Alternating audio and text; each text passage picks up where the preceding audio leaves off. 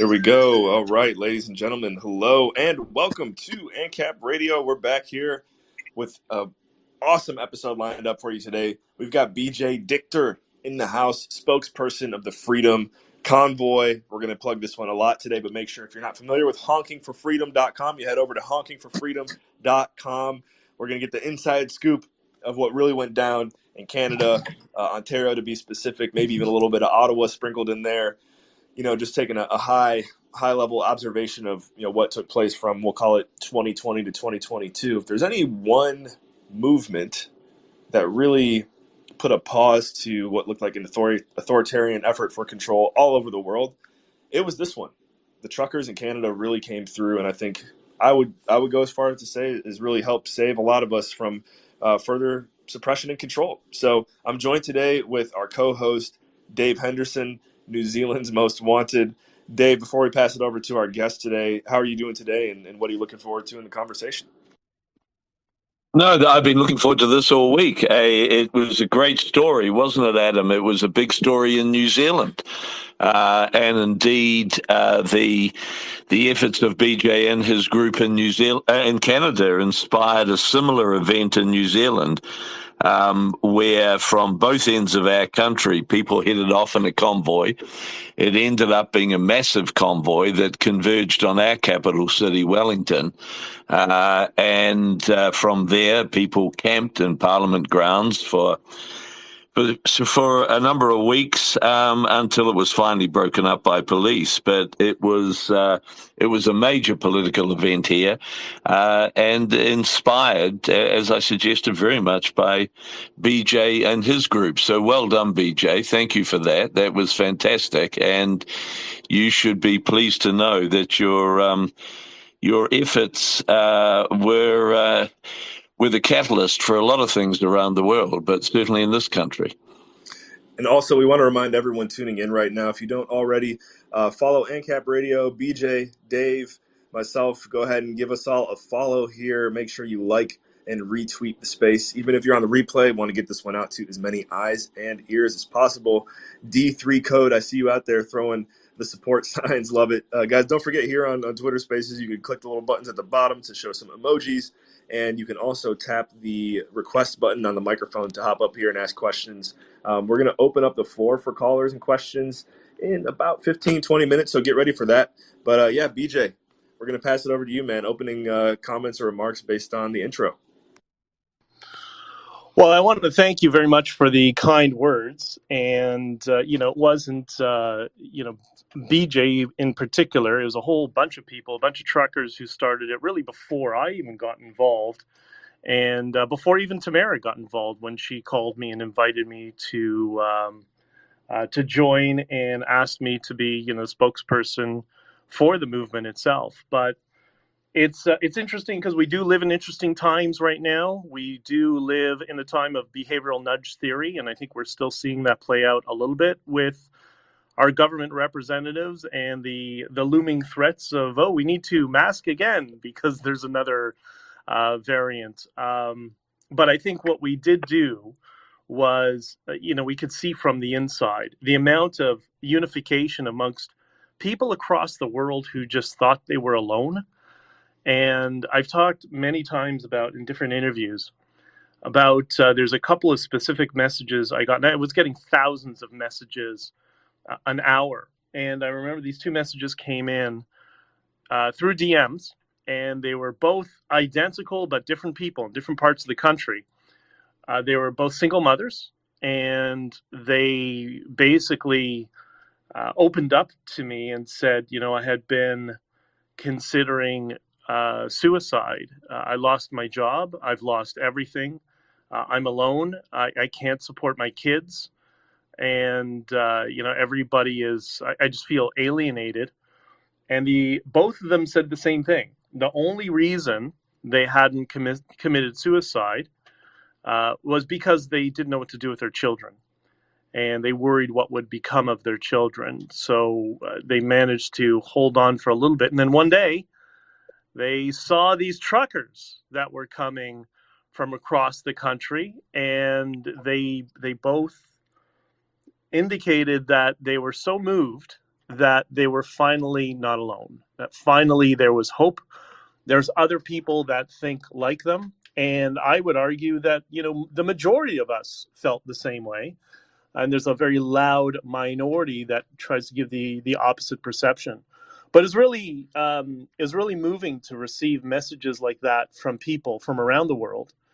We had convoys that had started in 30 plus countries, which I talk about in my book, Honking for Freedom, that were done in solidarity. Everything from Australia, where I had done a video for them, to Colombia, and all over the place. And it was such an amazing moment to see all the grievances that have been primed to us by the political class and by the fake news media, who I had banned from our press conferences because of that. That these people were in Canada. You kind of have to know the culture of Canada, but there's always been a little bit of friction between Western Canada and Quebec and French Canada. And it's amazing how, poof, like that, it was all gone. And you realize, wait, it was all artificial. When I arrived in Ottawa on the 28th or the 29th, I think it was the 28th, the day before everybody was supposed to arrive in, already there were crowds of thousands of people. I got a picture of it in some video, walking from Quebec across the border into Ontario, which is right behind the Parliament buildings, because the main bridges were blocked. So they decided to abandon their vehicles. They walked into Ontario holding signs that said freedom, liberté, the Canadian flag, and the Quebec flag, the fleur-de-lis. And they walked up to the Parliament Hill, and they saw all these truckers from all over the country, from Western Canada, Ontario, Saskatchewan, Alberta.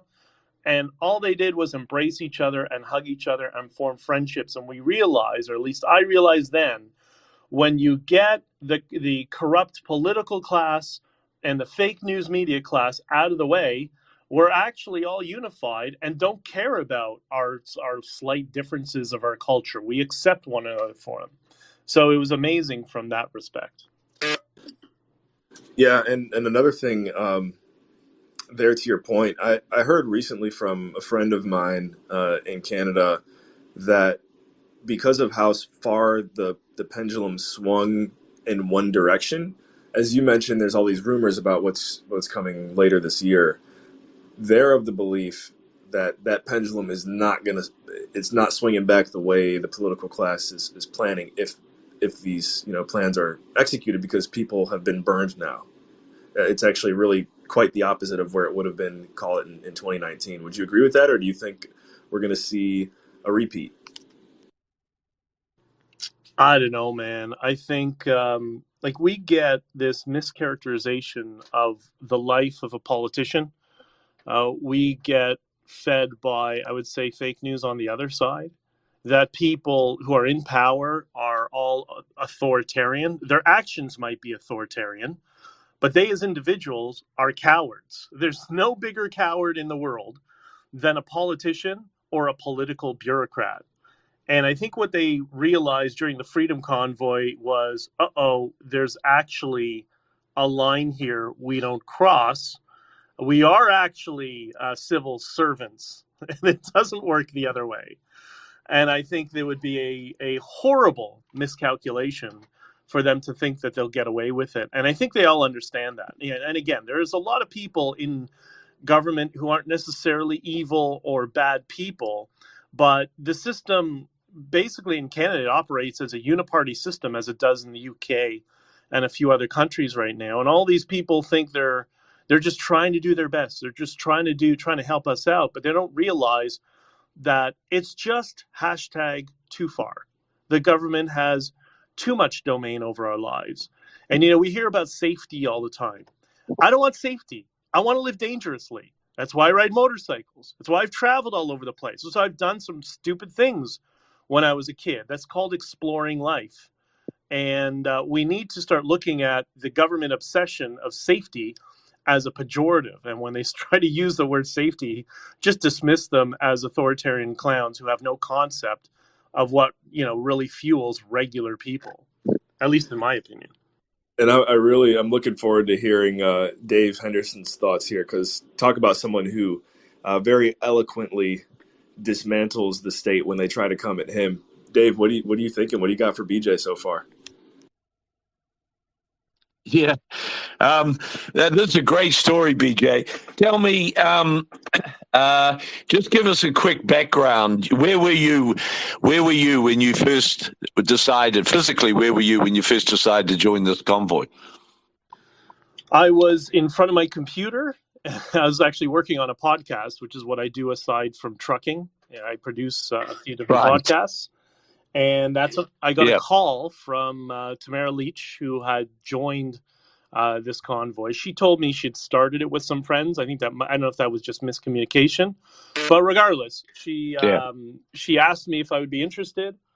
And I remember she said to me on the phone, she's like, "Look, I love these truckers, but we can't have any of them deal with media and media strategies. We know how deceptive they are." And she knew I was media trained. I produced podcasts and all that sort of stuff. So, but I was as fed up as everybody else with the mandate. My core value is freedom. So the entire time, I didn't abide by anything. Like I just didn't. I'm not wearing masks. I'm not, self-isolating. Like I just went on with my life as normal, and nobody bothered me. But yeah, that's how I got involved. And you. This is in Toronto, though. You're in Toronto. Yes. Yeah, cool. And tell us about your truck. I have, I don't know if it's a standard issue, but a Volvo VNL 670. I have a 2013 VNL 670, which is, the second largest Volvo 18-wheeler at that time. And my brother's got a Kenworth W900. He's a police officer who's retiring as well. So, because he's fed up with the wokeness in his industry. It's killed policing, and he just has no interest anymore. And that's my truck. So you would, his truck, you would describe it as a road train in Australia, because his is very typical. Like mine's a Volvo of the same size, same era. Yeah. And so just tell us the story. You literally went out, you packed up some stuff and went out and jumped in your truck. No. So when Tamara asked me she asked me to be involved from a media and communications perspective, right? So I said, okay, I'm going to finish up some work I was doing. It took me 2 or 3 hours, cleared off my schedule for the next, couple of weeks to put together a media strategy, figure out a communication strategy, all that sort of stuff. And the next day, I was out in my truck. I always bring my laptop. I have Wi-Fi in the truck, and I worked on it when I was in the truck. So it was 2 weeks of scheduling interviews. I think Gad Sad was the first person I reached out to for an interview, somebody who I knew personally already, and Mark Petroni, who's on local radio. I set him up with an interview with Tamara. I did an interview, and just that's how everything started. Because what I was hoping for, I was trying to go for in the first week or so when we arrived. I wanted to build enough media momentum, because the mainstream media at that point was ignoring it. But my specialty is alternative media. So I figured if I can figure out a way to get to 100 million views that first week on alternative media, I'll dwarf all of legacy media, which has ended up what happened, and that's why it went so viral. Oh, fantastic. That's very, very cool. And so just what precedes that, just briefly for our listeners here, BJ, is just tell us a wee bit of how you ended up arriving at with the political philosophy that you hold. Well, the short version is most of my life I've been either in the corporate world or an entrepreneur. So I've only been in trucking for a few years. This is kind of the latest side hustle project. I'm always doing something like that. And so I had a business for many years on Ryerson University's campus, which is a downtown university in Toronto, which has been since renamed because of racism or some BS like that. And so I was there for right around the time of 2012, 2013, is when I started to see some very concerning signs of the behavior of both the student body and the faculty. You could see the cult of postmodernism, or what some of us call neo-progressivism. You could see that poison starting to infect their brains, because the nature of my business was, it was a graphics arts thing. We did portfolios and stuff. So we would get to know the students throughout their entire 4 years of being a university. And, we would get to know them. I'd see them as they grow, they graduate, and, all the best. Sometimes they would keep in touch after they were in industry. But all of a sudden, around 2012, 2013, every year, or to every semester even, you'd start to see the signs of extremism. And by extremism, I mean extremist victim narrative, the green, purple hair, the screw the system, men are evil, identity politics, everything becoming about race. Because it hit the university campuses first. So what we're seeing right now in the world, I was dealing with on the campus 2012, 2013. And by 15 or 16 or so, I just had to get out of it. I just couldn't. We set up another office at vehicle wrapping to slowly move away from that business, but I just had to sell it, and I ultimately did. So you mean to tell me that the green, blue, purple hair movement actually started a decade ago? Yes, it did, sir. And not only did it start with students, but you would see it with faculty members who were also equally losing their minds. It was around the time that if you know the internet reference and the people, Anita Sarkeesian was invited to the UN to testify on women's cyberbullying online.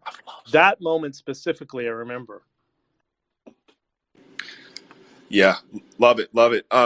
So want to remind everyone, if you're tuning in here now for the first time, listening on the replay, wherever you're at, make sure you hit the like button, the retweet button. We're here live with BJ Dichter, Canadian Freedom Convoy spokesman, honkingforfreedom.com. Make sure you check it out if you haven't already, and give everyone here a follow. We're going to open up the floor now for callers. So the way that works, if you're new here, never done this before, bottom of the screen, you'll see there's a microphone button. All you got to do is tap that, and it'll give you an opportunity to come up here and make a comment, ask a question.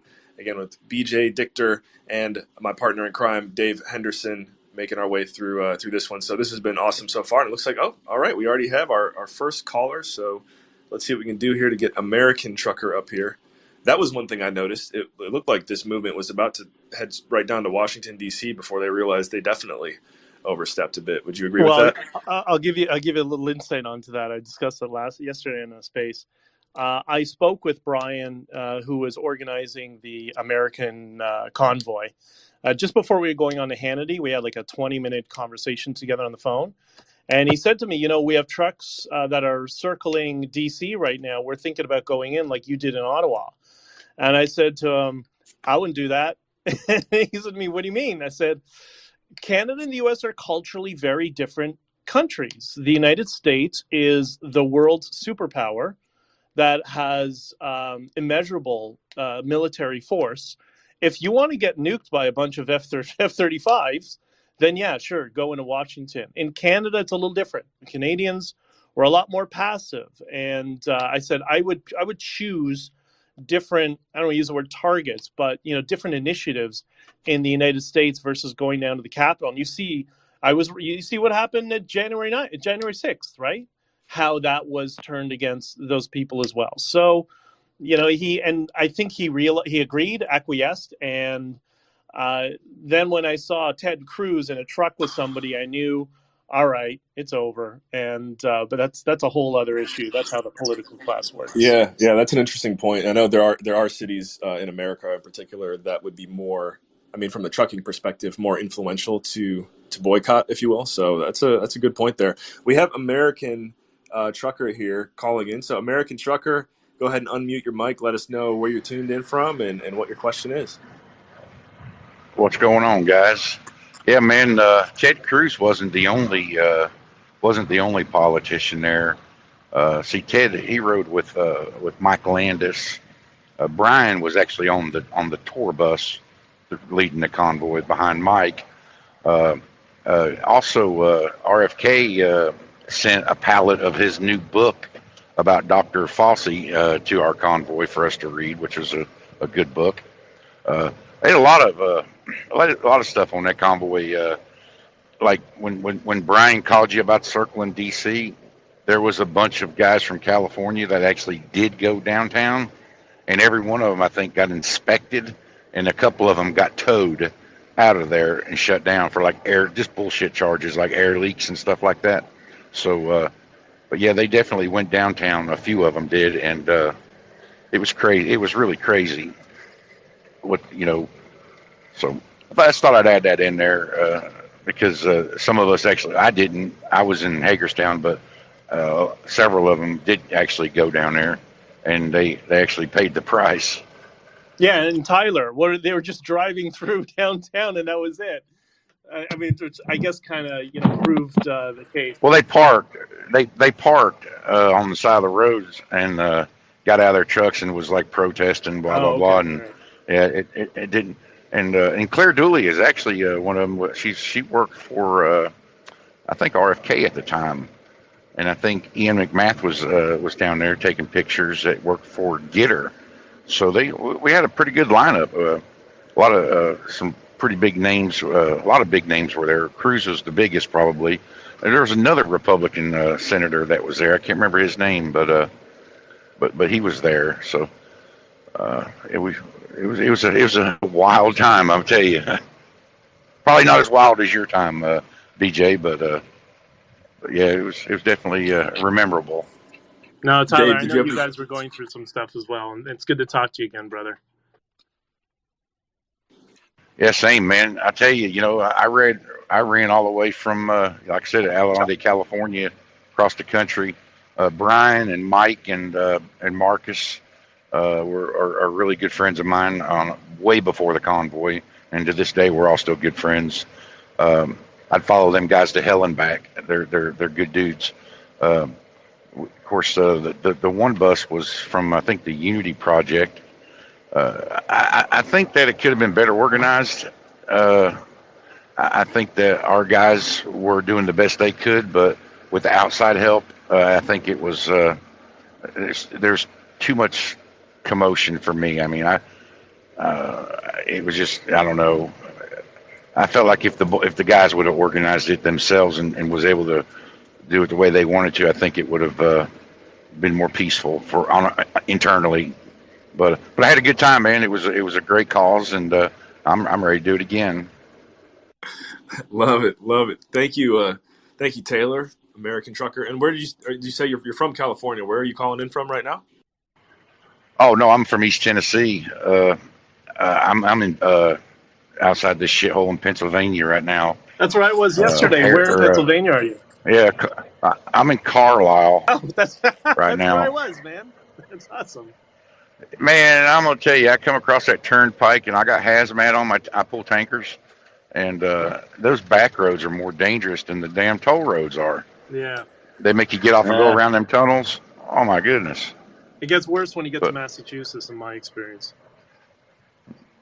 Yeah, but I'm gonna kick back here a minute, and I'm driving, so I follow some of you guys talking there, so maybe we can catch up and do this again sometime. Appreciate it. Yeah, thank you for tuning in, following, all that good stuff. Great meeting you, Tyler, and we look forward to seeing you in the future. So, yeah, BJ, another thing that ran through my mind here, I wanted to just kind of share as a comment. I don't know if you've ever seen, it got pretty popular during COVID, actually. There's a clip from that movie, A Bug's Life, where the grasshopper is like, this is what happens if one of the ants stands up to us. And the one grasshopper just gets eliminated with a bunch of seed or whatever.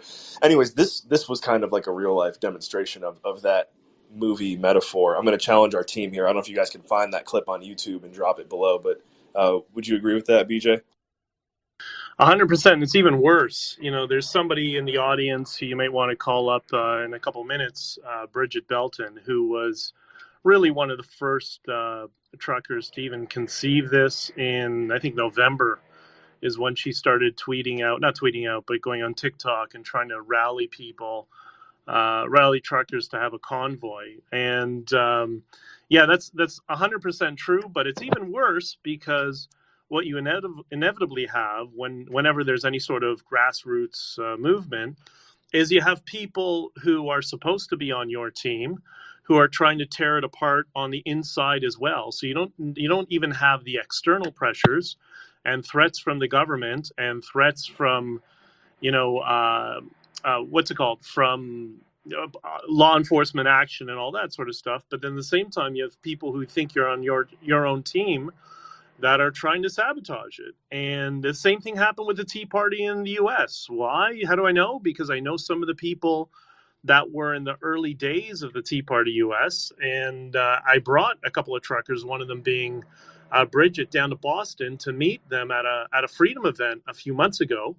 And it's amazing the similarities of how all these grassroots movements get co-opted by the political class, and anybody who doesn't toe the line or go along with this gets gets whatever smear best fits. They'll call you a Fed, they'll call you a traitor, they'll accuse you of doing things that you have zero involvement of. And it's also, it's reminiscent of something that Scott Adams talks about frequently on his podcast. And boy, is it true, man. I can tell you because I've been through it.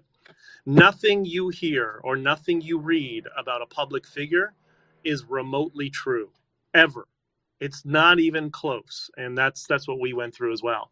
But yeah, you stick your head up and you get it cut off. But then you also have the people amongst you who are doing the crabs in the bucket thing, who you think are on your team, but they're in some ways more damaging than the external threats. It was really frustrating. But it was a learning lesson that the Dutch farmers learned all too well. And that's why they were better prepared, because they saw all the weaknesses we went through, and they made adjustments accordingly.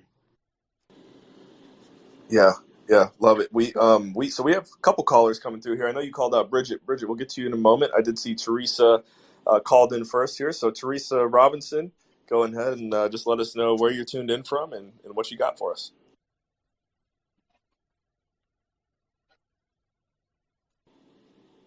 Maybe having a connection issue there. Teresa, we'll come back to you here in a moment. Looks like it's not going through right now. Bridget, how are you? Where are you calling in from? You're on mute right now. Yeah, sorry. I was trying to turn it over. I am in Wallaceburg, Ontario, just close to in between, smack dab between Windsor and Sarnia. And basically the place I yelled at and at Trudeau on my TV, and how and where the place of convoy was started. So it officially started there in not Ottawa. You said Williamsburg, right? Yeah, Wallaceburg. Wallaceburg. I'll have to look it up on a map. Awesome. So yeah, did you have a question or a comment?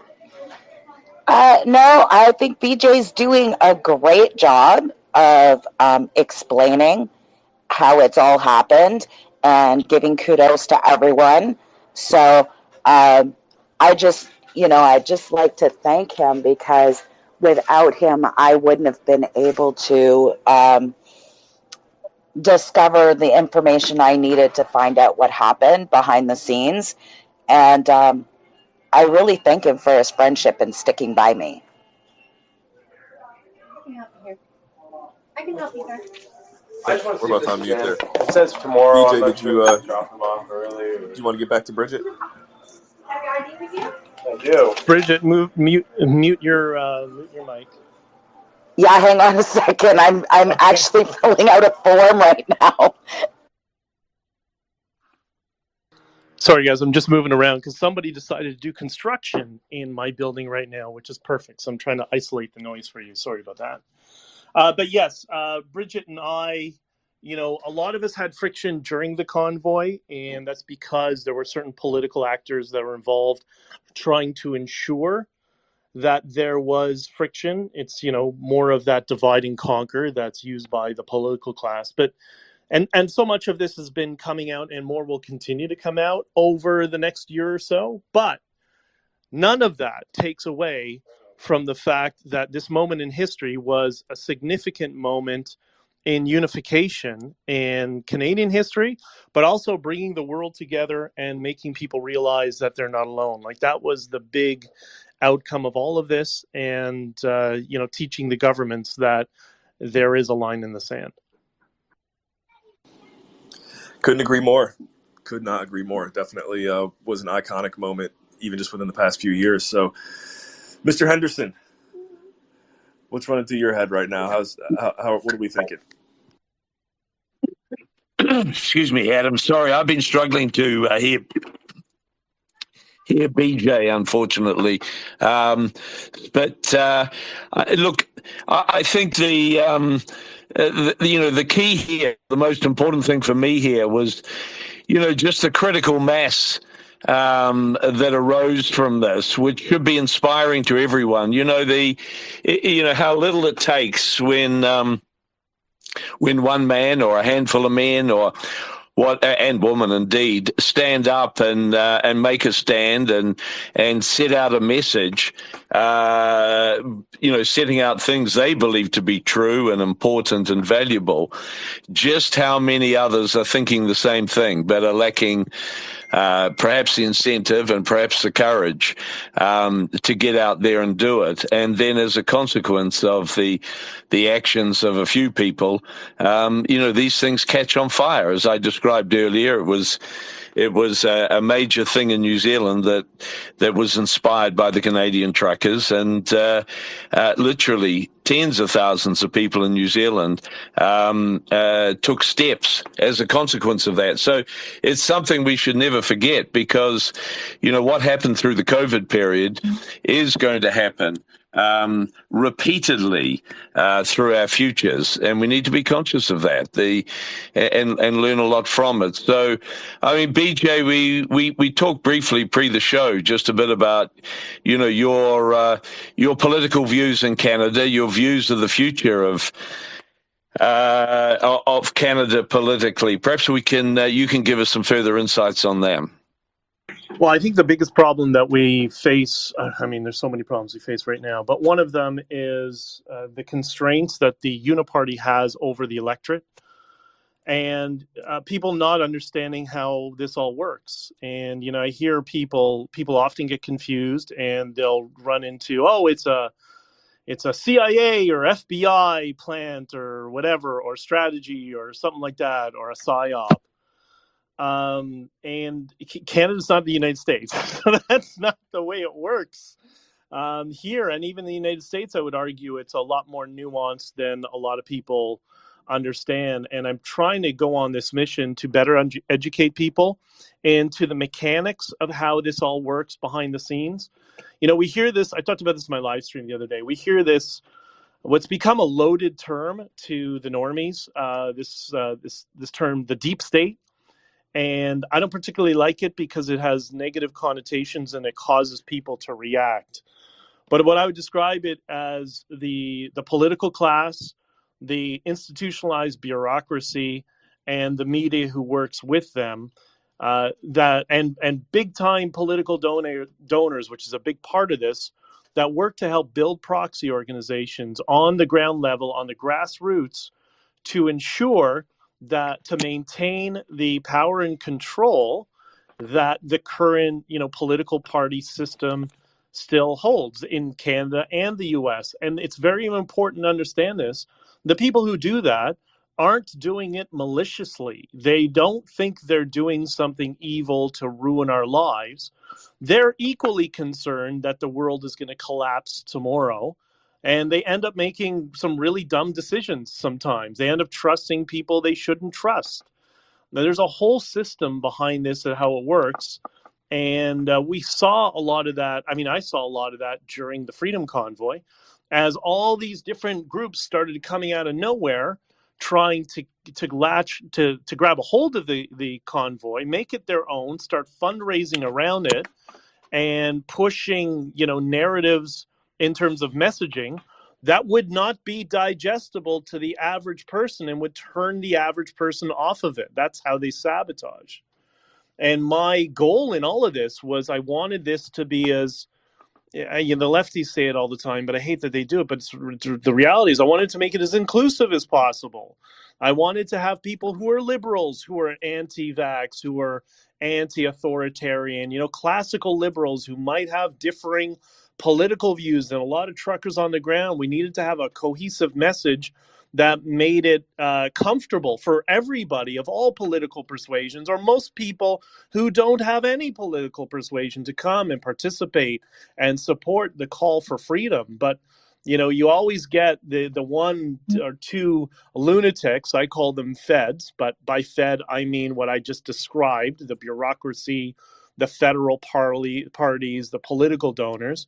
They'll come in and say stupid things, and right in front, waiting for the legacy media who is lined up to smear and tarnish it. That's why it's one of the many reasons I banned the CBC, Toronto Star, legacy media from our press conferences, because I know how their business operates.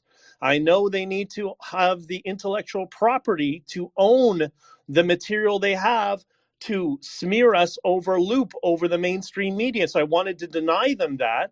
And it worked for a while until, people overstepped it. I remember the post-millennial, Angela was telling me, they were all laughing in the office when the CBC and CTV and other Canadian news sources had to log on to the post-millennials feed to get information about the Freedom Convoy. So to continue down this road and fighting for freedoms, it has to be strategic. It has to be careful. It can't be this excessive hyperbolic language that turns people off, because that is the tool that the political class uses to end grassroots movements. They look for the one lunatic and they'll elevate that lunatic and forever associate that with it. And that's why it was so frustrating from the messaging standpoint, me and my messaging team trying to keep the people at bay that we knew were there, not helping the convoy, despite the fact that they profess their support, and maintain a message that would resonate with everybody. And I think we managed to do it. BJ Dichter, I keep saying, I'm sure you get that often. Dichter, ladies and gentlemen, honkingforfreedom.com. If you haven't checked it out yet, we'll make sure we get a link here down below. Honkingforfreedom.com. Go get his book. He is the official spokesperson of the Freedom Convoy. Looking forward to the continued conversation here today. If you have any questions or comments for BJ, Dave, myself, as we make our way through, you can just tap the microphone button at the bottom of the screen there and come on up here. And if you're just tuning in or listening on the replay, make sure you hit the like button, the retweet button, and go ahead and give everyone up on stage here a follow.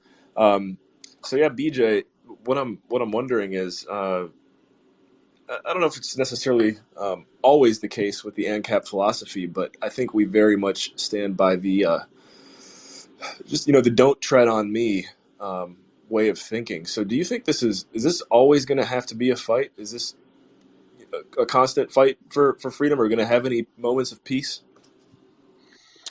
I'm actually quite optimistic, or bullish, as we say in Bitcoin, for the future. I don't see the pendulum swinging in one direction on one axis. I see it being triangulated and swinging amongst two axes.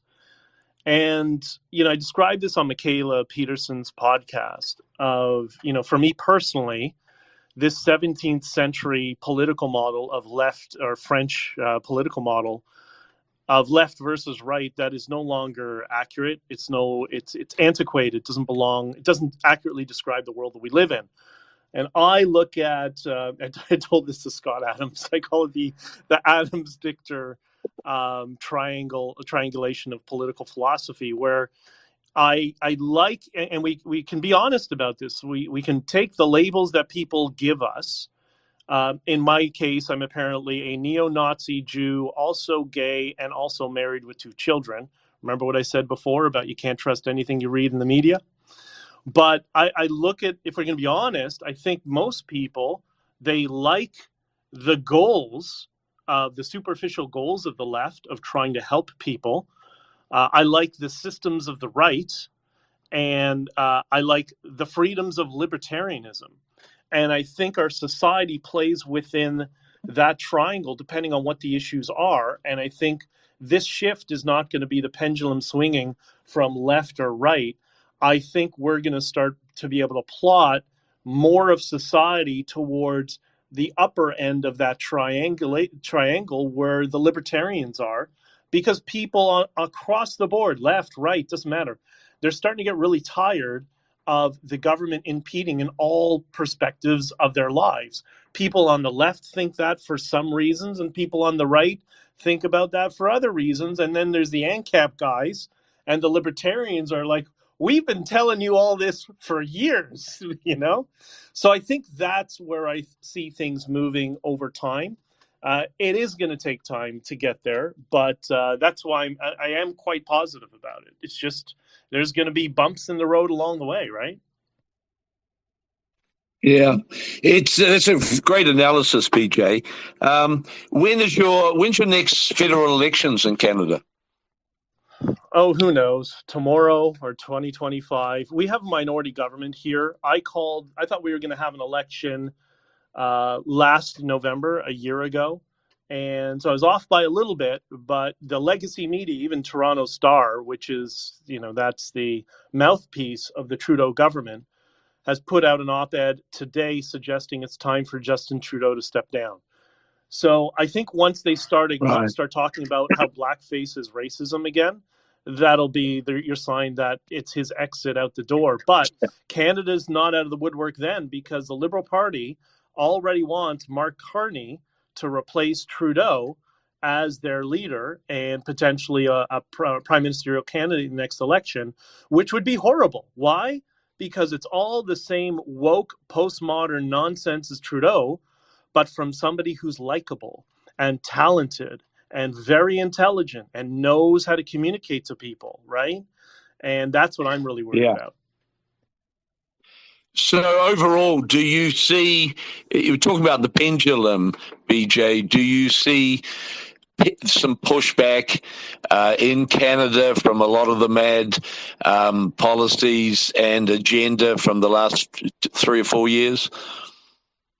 I think that lies at the foot of the Conservatives and the responsibility of Conservative politicians to grow a spine, which is where my frustration lies. I mentioned I had been a candidate in 2015 on the federal level.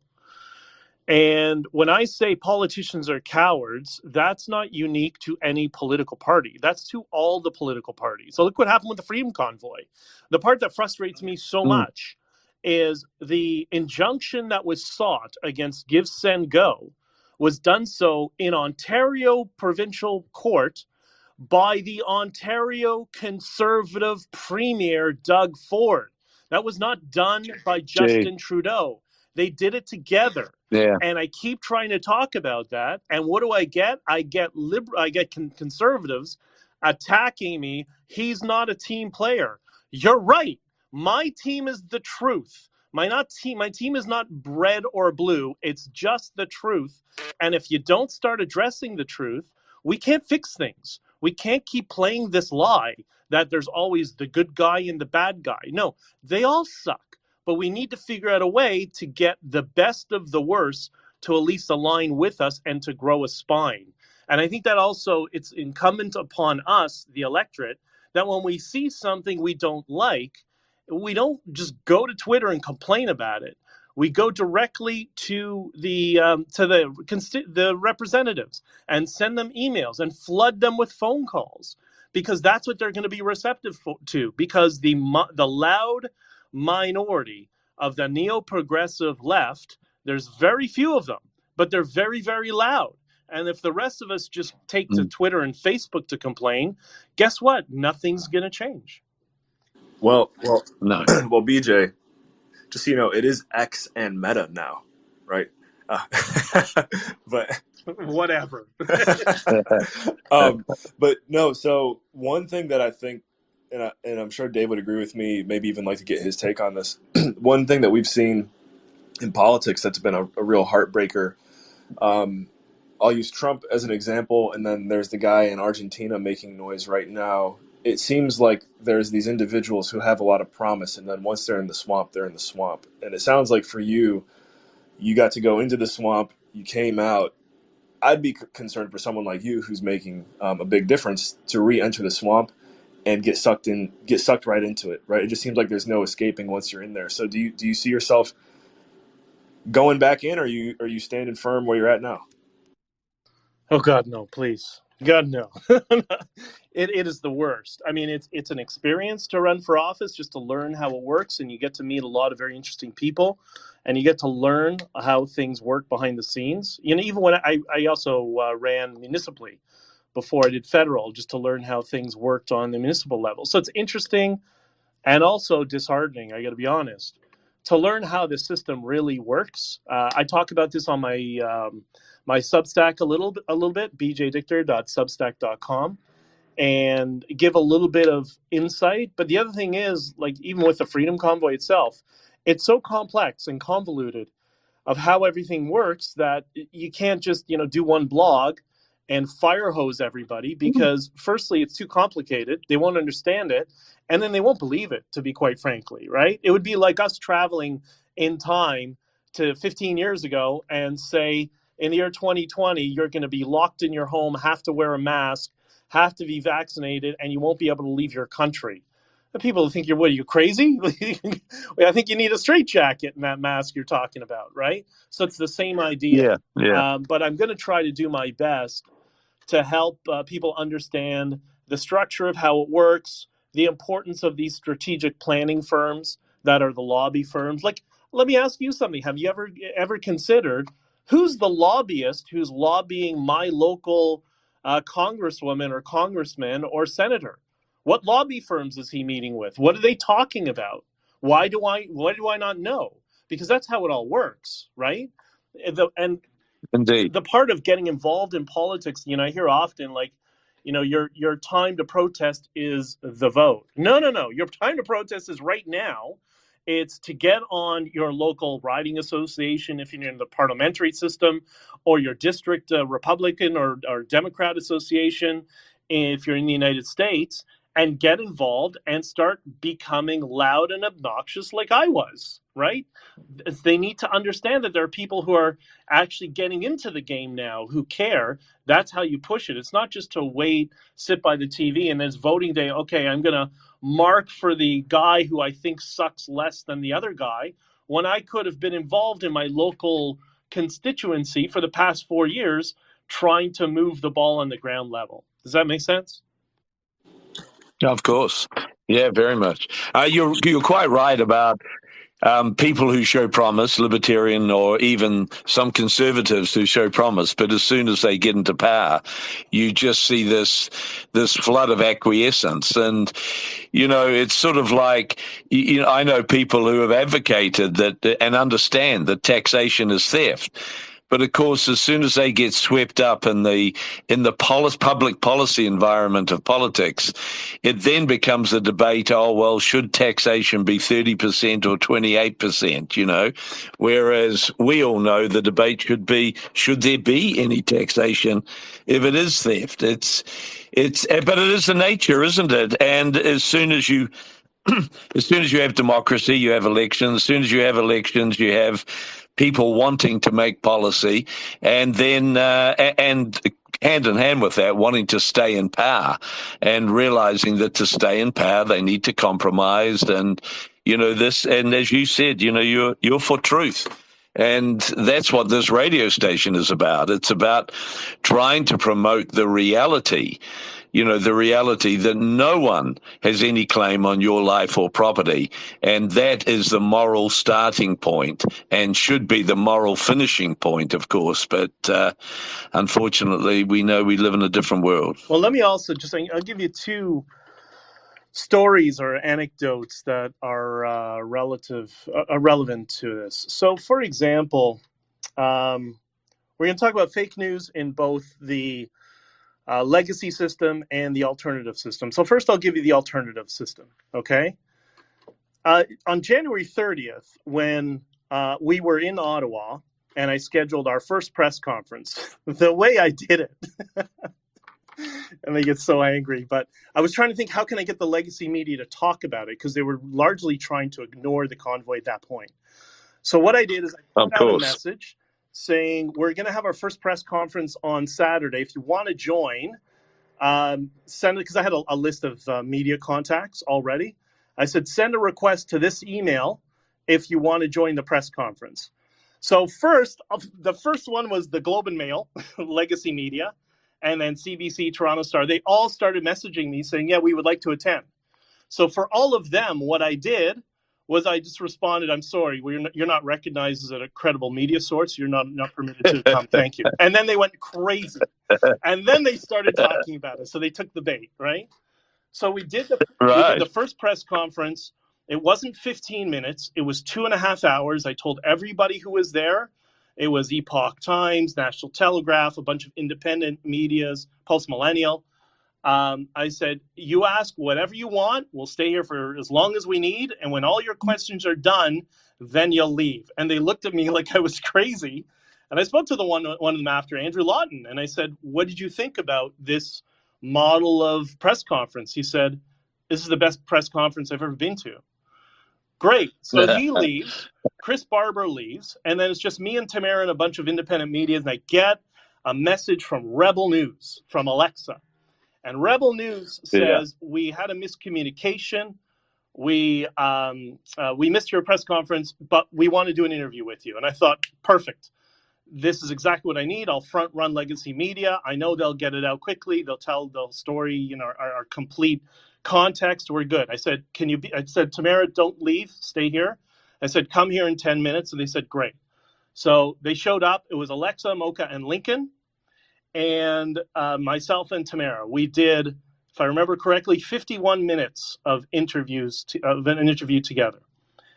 This was the biggest news story on the planet. The biggest news story on the planet. I was getting 10,000 messages an hour to all my inboxes and emails, and from every news agency around the world, I-24, DW, you name it. And so we did the hour-long interview. Alexa finished. She was all excited. This is her big moment. I said, great.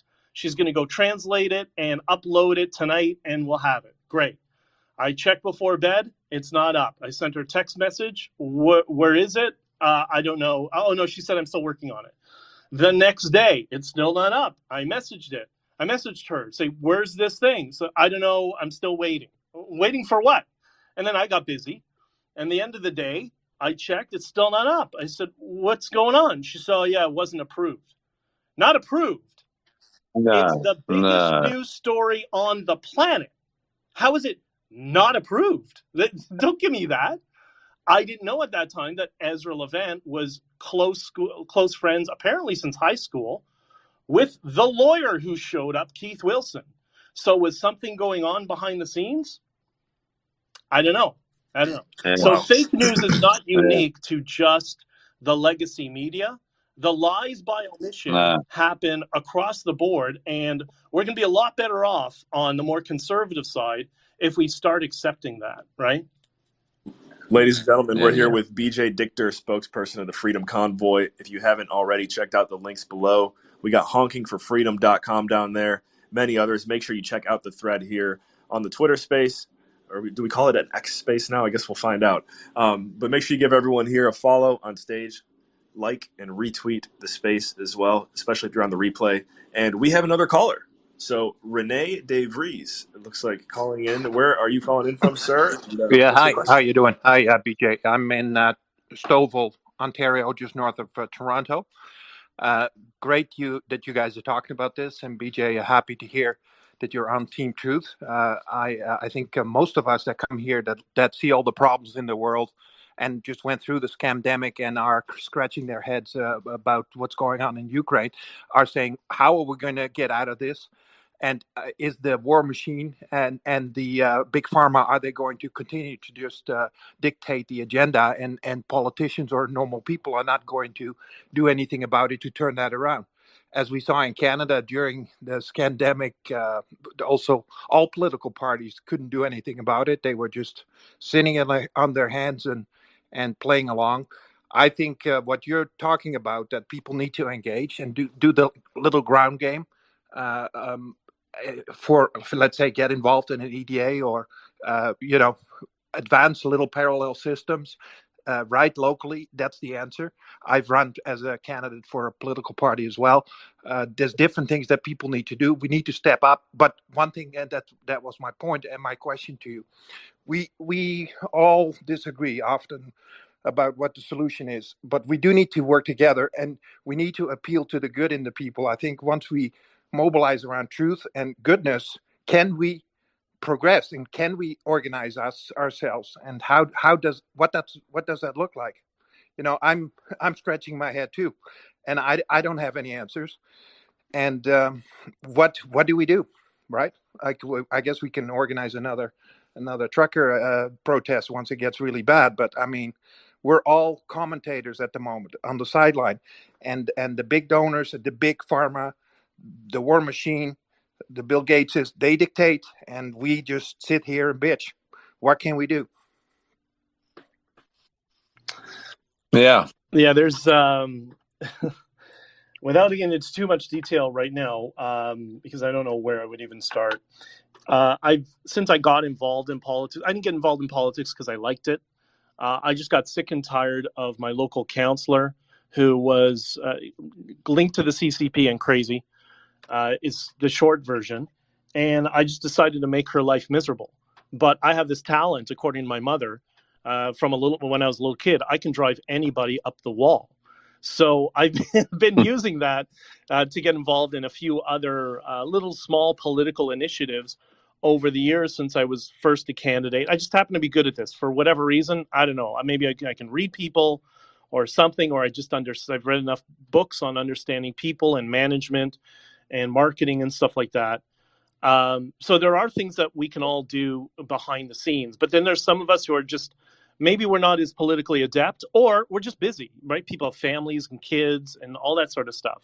So everybody's got to choose what level of engagement is going to fit my lifestyle. So most people, I think, especially people who have families, kids, careers, the full gamut, but they want to do something, for them, the easiest is to get involved in a local riding association or political association in your district.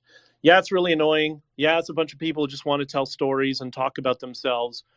We all get it, but like building a brand or a group on Facebook, why not pair that to a local riding association or political advocacy group in your neighborhood? And by the way, it doesn't necessarily have to be with a party that you're aligned with. Like, one of the big problems we have, me and Jordan were talking about this, was how do we get people into the Liberal Party, to fix the Liberal Party? That's why they're able to run the full gamut. It's because everybody who hates Trudeau leaves and goes over to another party. Now, that benefits the political class, but it doesn't benefit us that needs to purge extremism from all the political parties, even those that we disagree with.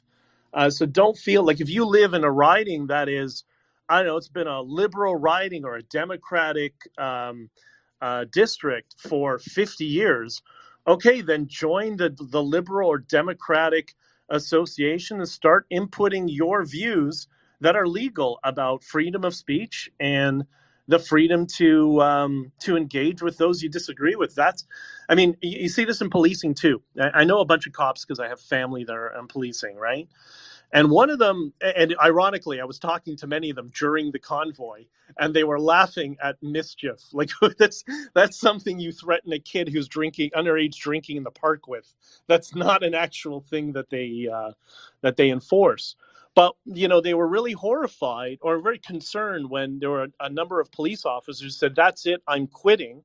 And then what we did is many of us celebrated, and they're like, no, we need those people to remain in policing, to be the bug up the ass of the politicians who are encroaching in policing to make their lives difficult. This is why people who cause friction, like myself, are important, because at least it puts a magnifying glass and allows everybody else to say, oh, wait, yeah, maybe we shouldn't be doing that, because if not, you're just going to have herd mentality, right? So that goes for the political parties as well. Yeah, I like your answer, BJ. Thank you. And I agree that where we can, the little things matter locally mostly, right? And that's where we can try to create that change we want and insert the truth. Yeah, and we got to be able to give and take a little bit. Like, I wish that everybody would agree with 100% of my policies, but that's just not the reality. We got to be able to be on certain things. We can be a little bit flexible, and you choose what that is for yourself. Everybody has their own thing that's flexible, but choose your one issue vote, your one issue thing because the one issue voter is the most powerful voter, at least in my experience. And Dave, when you guys want, let me know when you want me to tell you the legacy media fake news story to pair what I told you before. Oh, well, let's get to that, BJ. The other point I want to make is frustrating and depressing as it sounds. At the end of the day, this battle is about moving minds. It's about moving one mind at a time. And there's always something you can do that's highly constructive. You can, in whatever sphere of life you operate in, you can always make a stand and push back against any bully, against any sort of tyranny that's surfacing. But it's also very important that whether it's your next door neighbor or whether it's someone at a coffee shop or a bar, that you can set out for them very simply, very easily, that this is fundamentally all about personal responsibility and encouraging people to embrace personal responsibility, to take more responsibility for their lives, and to get the fundamental here, that no one has a right to your life or property. That's a very simple moral proposition that is immutable. Yes. That's and I think excellent. So, sorry, go ahead. No. You must tell us. You must tell us your story. I was going to say that was an excellent pitch to advocate for self-custody and Bitcoin, but we'll talk about that another time. There you go. There you go. That goes to what I was going to mention here too. And I see we have Doug Casey tuned in here today. If you guys haven't heard one of his spaces here on ANCAP Radio, make sure you follow us. We have him as a guest every now and then. But I remember talking to Doug, and the question was, how do you live free in a post-COVID era?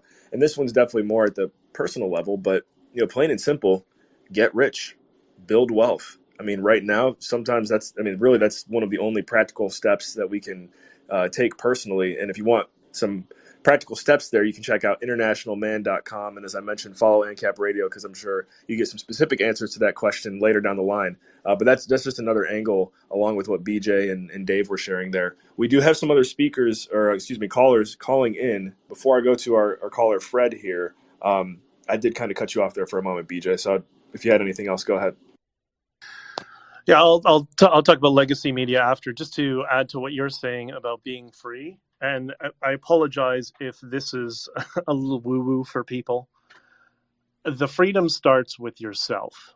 The freedom is, for me, it was building a systematized structure for my life that I didn't keep all the things I needed to do in my head. I put everything on to-do lists and boards and structured everything and whatever. That made me free. And then the second thing is, look at all the crap around COVID or politics or whatever it is, the Trump stuff or whatever. That's just the noise. That's the game of life. And when you want to play the game, just like when I want to turn on my PlayStation, I'll put it on and I'll play a game for a little bit. And then you know what I'll do? I'll just package it up. I'll put it in a shelf under my desk and it doesn't exist. And I focused on the peace and freedom that I have in my life. That's why all these lockdowns and stuff, I just found them annoying because they didn't bother me. I would hop in my car every morning. I'd drive to the local coffee shop. I'd walk in without a mask. And I remember, I've told this a few times, I remember one day, this is after a year after COVID, because I know the owners of the coffee shop. And we all know that they don't want to enforce the rules that they had to, but they didn't want to lose their business. Okay, great. And I'm in line, and this woman comes up to me, who is she's much shorter than I am. She's wearing a mask, and she comes up to me and she says, "You're not wearing a mask." And just as I turned myself about to do the, "Excuse me, who the F do you think you are?" She cut me off. She said, No. I don't want to wear it either.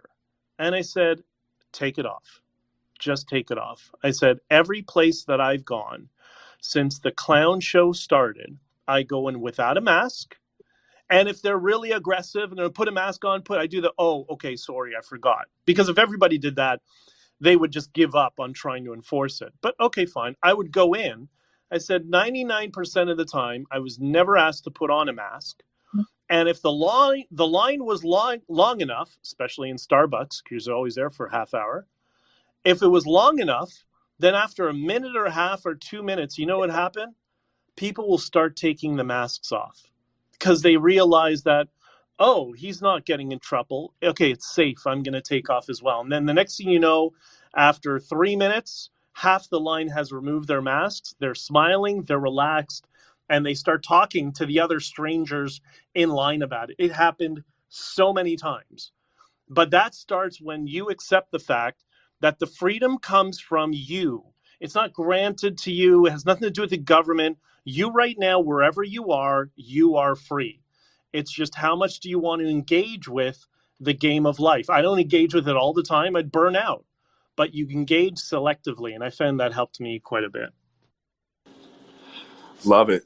Love it. Fred Stair, thank you for calling in. Where are you tuned in from, and what is your question or comment? Well, I am down in the great state of Texas. I'm an American. I traveled through Canada, at least the eastern provinces, but there's so much to go over.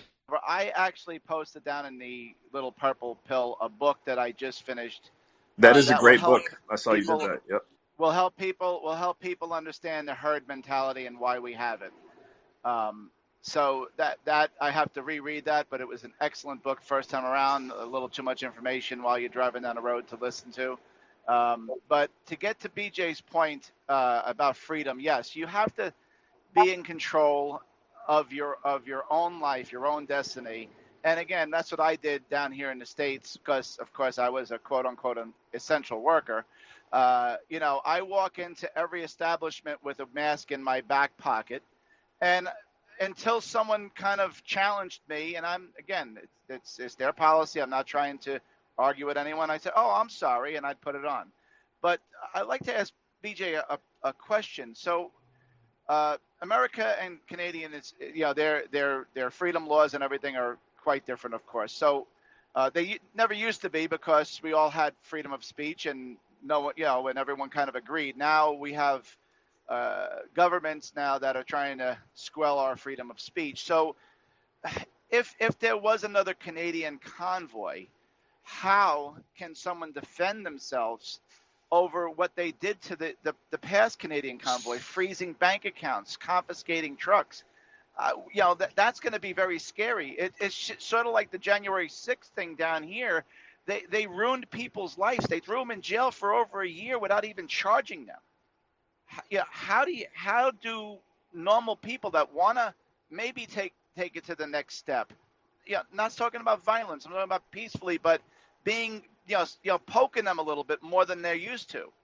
That's the first question. Second question is, my other statement was on the right. Tucker Carlson wrote a book called Ship of Fools that really go into the mindset of the elites, right and left. I recommend that. Another thing is I heard a talking point which I very agree with. The right wants to pound the desk and complain. They do not want to govern. They want to be part of. They want to be the kid who's part of the clique, but they never want to cause any waves because they're afraid to lose power. And I'll yield back. I agree 100%. I think there's not much there to disagree with. In terms of, having another convoy, there's no need right now. But more concerningly, over the past year and a half, or more than a year and a half now, since the end of the Freedom Convoy, there are people who have political ties, and they work as informants for certain people. It doesn't usually work with the government. They work with the political class as informants, have been trying to bait people into having another trucker convoy every time Trudeau's poll numbers seem to collapse. It's so funny. It just happened again. Trudeau's numbers, polls came out last week, and all of a sudden, we have to have Convoy 2.0. What are you talking about? His poll numbers are down. Oh, I get it. They need a boogeyman. And the trucker convoy was the boogeyman. There's something I learned, one of the first managing gigs I ever had. It was actually working for Harley Davidson. And my manager explained, who had a long career of managing in the tech sector. He said to me, when you're managing people, it's very important to understand that if you always cut with the knife, eventually it gets dull. But sometimes you got to bring it out and sharpen it. That's what the Freedom Convoy was. But if we keep doing convoy after convoy after convoy, it's going to become meaningless. It's going to become obnoxious to the normies who are trying to persuade that there's a problem. And there's so much historical knowledge and footage from that Freedom Convoy that needs to be shared and posted and sent to people via email who are still confused on the liberal side in our families. That's what we should be doing. We should be making the Freedom Convoy that was exist forever and use that to reach out to people on the other side. I think that would be, as a long-term project over the next year, well, long-term, medium-term project, over the next year or 2 years, while we are going and defending ourselves in this $450 million class action lawsuit that is a lawfare suit that Bridget and myself and many others are involved in, it's important to teach people the true legacy of what the Freedom Convoy was. That's why I did my book. And, my book is all the positive stories, but it's accurate. I did it with John Goddard, a 30-year investigative journalist, to confirm that everything in the book was accurate, because we know the political establishment is going to try to rewrite history. That's why I also didn't include all the backstabbing and politicals. There are other books out there. They're all about politics. This is only about the convoy, because I don't want it to be muddied with it. I want it to be able to reach people on the left. So that's also why I promote gethоnkingforfreedom.com and share it with friends and families who are liberals. It will resonate with them. I promise. They may not agree with it, but it will strike a chord with them. That's what we have to do right now. As Andrew Breitbart, what's his very famous quote? That politics is downstream from culture. Right now, we're in the culture war. We need to get a hold of the culture war. The other side is organized, but it's because it's controlled by a political establishment. We got to be able to push back with that, and there are tools out there. Russell Brand, all these people, Stephen Crowder, they all did videos about the Freedom Convoy and shared what was truly going on there. We need to take all of those materials and for the next year, just flood everybody with it. Eventually, through repetition, people will understand what the truth is. Thanks, BJ. And thank you, Fred, as well. We're keeping it moving here up on stage. So, Pam, you've been very patient. So you got your hand raised there as well. Let us know. Pam is the best. Awesome. Well, guys, make sure you give her a follow here as we're getting started. And same goes for everyone else up here. But yeah, Pam, what's your question and where are you tuned in from? Hi, thanks for having this space. I'm tuning in from Alberta, Canada. Hey, BJ, how are you? Hey, sweetheart. It's good to talk to you. What's up? It's good to talk to you, too. I just wanted to say 3 things, and then I'll drop down 1. I agree with getting involved somehow in the Liberal Party, maybe getting a membership and then not voting the crazy people in. And then 2, try and get out of the financial system we have right now. Try to get out of the banking system. That's another way to hurt them, right? If you try and use Bitcoin, try and only keep the amount of money in there that you need for like your property taxes, and that's it. Just to pay bills. Don't let them use it for stocks and bonds and crap, right? You do it yourself. And then the third thing is, I just wanted to remind everybody there are still political prisoners in Canada. There are 4 Coots men in Alberta who've been in jail for over 560 days. No bail, they committed no violence, and everybody's forgot about them. That's all I wanted to say. I hope you guys have a great day. Thanks for having this space. Thank you, Pam. Great meeting you. Dave, go ahead. No, I don't doubt there is people rotting away Do you know much about that, BJ? And is there any meaningful initiatives to support people that Brenda was raising with us? Pam would probably know more about it. I mean, I Pam. know. We all know kind of what went on there. That they were accused of having arms and weaponry there and making certain threats. Although that's all accusations, doesn't seem to be that anything was proven. But I think the bigger concern is, irrespective whether they did that or not. One of the podcasts that I produce is for a criminal lawyer, Joseph Newberger. It's called Not on Record. And he talks about how people often, commit murder and they're out on bail 24 hours later. Yet these guys, I don't know them, but 500 days, they haven't even been remanded. They haven't had a bail hearing. They haven't had anything. And by the way, that is a conservative provincial government whose job it is to lobby and work with the federal government to ensure this sort of stuff doesn't happen in their jurisdiction. Remember, I talked about the weakness of conservatives is what really makes me most concerned about, resolving things in the future. But yeah, it's pretty disappointing. I don't know who these people are. We all know the smears, but like I said when we started, you can't believe anything you read about a public figure in 2023. And my guess is the same about these guys, but who knows? And of course, there's a publication ban. Right? Welcome to Canada, where every case now has a publication ban. Extraordinary. Yeah.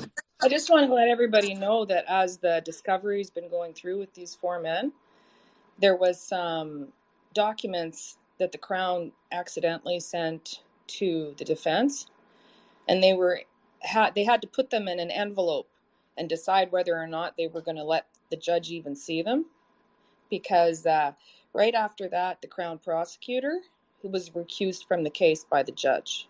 So there's sneaky things going on here. And I put a link in the Purple Pill comment section at the bottom with regards to these men. There's some bizarre stuff going on here. Anyways, just to let you guys know. Well, good on you for supporting them, Pam, because that's what it takes, doesn't it? And that's the responsibility, in a way, of anyone who subscribes to the ideas we're talking about here, is when you have the opportunity to make a stand against something, you should take it. You should take it as much as anything, just to reinforce for yourself your own values. Well, and that could be any one of us. Like, they didn't commit any violence. They have no prior records. It could be us in there. It could be me. It could be you. It could be BJ. It could be any one of us. And 550 days, and they are in remand. They're not even in the prison, right? So they're like in purgatory. Yeah. Well, that's third world stuff, isn't it? And it's entirely unacceptable. This is where somebody makes a joke about Fidel Castro. Come on, you're all thinking it. I know that. I know. It's a delightful proposition, isn't it? Indeed. Bridget, you're back. Remind us where you're calling. I am. Remind us where you're calling in from again. Wallaceburg, Ontario, which is kind of smack dab between Sarnia and Windsor. And I wanted to touch base on what that one caller had said, was what do we do next to protect us against, the massive response we had from Ottawa. And I would simply think that it would be easier for us as people not to travel across the country, but to take back our own communities. And there's just no way. Where I live, if you see 3 cop cars in a week, you're kind of lucky. They're parked, but there ain't nobody in them. I think we would be so much better to just work our own communities and say, no, we're not doing this. I'm sorry about your luck. But I'm not complying. I never did comply. And that's kind of how this all got started, was because the first time I had claimed a pair of jeans and they were ready to take my rig, throw me in jail because I'm not supposed to leave my truck from Canada to California and back. That was actually the second time. The first time was over refusing my email address and phone number to CBSA. I said, I have a card. I've been approved by both countries. You don't need this information. You have it already. And then the third time was when my visor had broken, that I would literally put in front of my face, not put on, had broken, and they threatened to take my rig, my load, my dog, myself, throw me in jail. So I really don't want to go through all of that again. And I just think, being nice, no thank you, please, and move on. Just walk away. Don't even get into a confrontation. No thank you, please, and walk away. Of course. Yeah, no. Well, you have to pick your fights, don't you? And that sometimes is just the same as if you encounter a mugger in a dark lane one night. You hand over your watch and wallet and move on, and don't pick that fight. BJ, did you have anything there? Yeah, no, I mean, Bridget and I we know each other very well now. We speak quite frequently, and I agree with, I think everybody in this room here agrees with that sentiment. And it's just, that plays to what I was saying before, being strategic. Sometimes just not engaging is the strategic move. Like, I have a rule when I hear somebody, try to dictate their pronouns, then they no longer exist in my world. They will not be allowed to talk to me. I'm just not going to engage. And just little things like that, right? Because if somebody, it's very funny. I remember one of my podcasters was doing a little bit of a tour. So somebody was asking him, he was an Intel expert, and somebody was asking him, why is it certain, groups that are foreign funded are able to integrate into our political structure and change the rules and change the laws to benefit them and all that sort of stuff. And his response was, well, simple, because they're determined, they're organized, they have a set goal. They don't have to talk to each other because they're all going directionally in the same direction. They understand what they're trying to achieve. Your children can't tell the difference between a boy and a girl. That's the problem. And if we allow that erosion of the mind to continue, and by the way, like, I am very socially libertarian. People know that. That's where my libertarian colors come out. You do you, I do me. Let's just keep the society together. But this erosion of the fundamental values and principles of the society is what's killing it. And I don't think, there's no, the reason I do the triangle, the libertarian, liberal, conservative triangle, is because no individual political philosophy is 100% correct 100% of the time. Sometimes, once in a while, the people you very much disagree with comes up with a good point that you hadn't thought of. And that's how our society works best. And anyways, but I agree with everything that Bridget said. 100%. Everyone, we're tuned in today with BJ Dichter. Make sure if you haven't checked out honkingforfreedom.com, you go and do that. All of the links are below in the thread. We've had some great ones shared here today. I know Fred dropped some down there, so make sure you scroll through the thread here on Twitter. And whether you're with us here live or on the replay, make sure you hit the like button, the retweet, and go ahead and give everyone up here on stage a follow. I want to make sure we get this in order because I do see someone politely with their hand raised there, but Adopt a Trucker, you were here first, so let us know where you're tuned in from and what your question is. Yeah, I'm tuned in from Canada. What's up, Chris? How you doing, BJ? Chris was the guy who was setting up on the ground in Ottawa, communicating with the city and the government, laying the foundation for all of us to arrive. So that's who Chris is. How cool. Well, welcome, Chris. Hey, yeah. A lot of questions, a lot of things we'd like to do. But like one of the listeners said, how do we set up another protest if they can take your truck, freeze your bank account, but not just take your truck now. They're going to take it because Bill C-100 allows them to actually take it. If you're idling, if you show up with it, they can take your house, freeze your account. They can actually just take it now. So we'd have to show up in person, I guess, and I guess we'd have to get arrested. How many people can go in the jail? I mean, they're making it out to be like there was only like maybe 20,000 people at the protest. Do you believe that, BJ? Well, and I was going to say something else. Obviously, yeah, it was way more than that. I remember when we were freaking out trying to get 20,000 trucks in. But I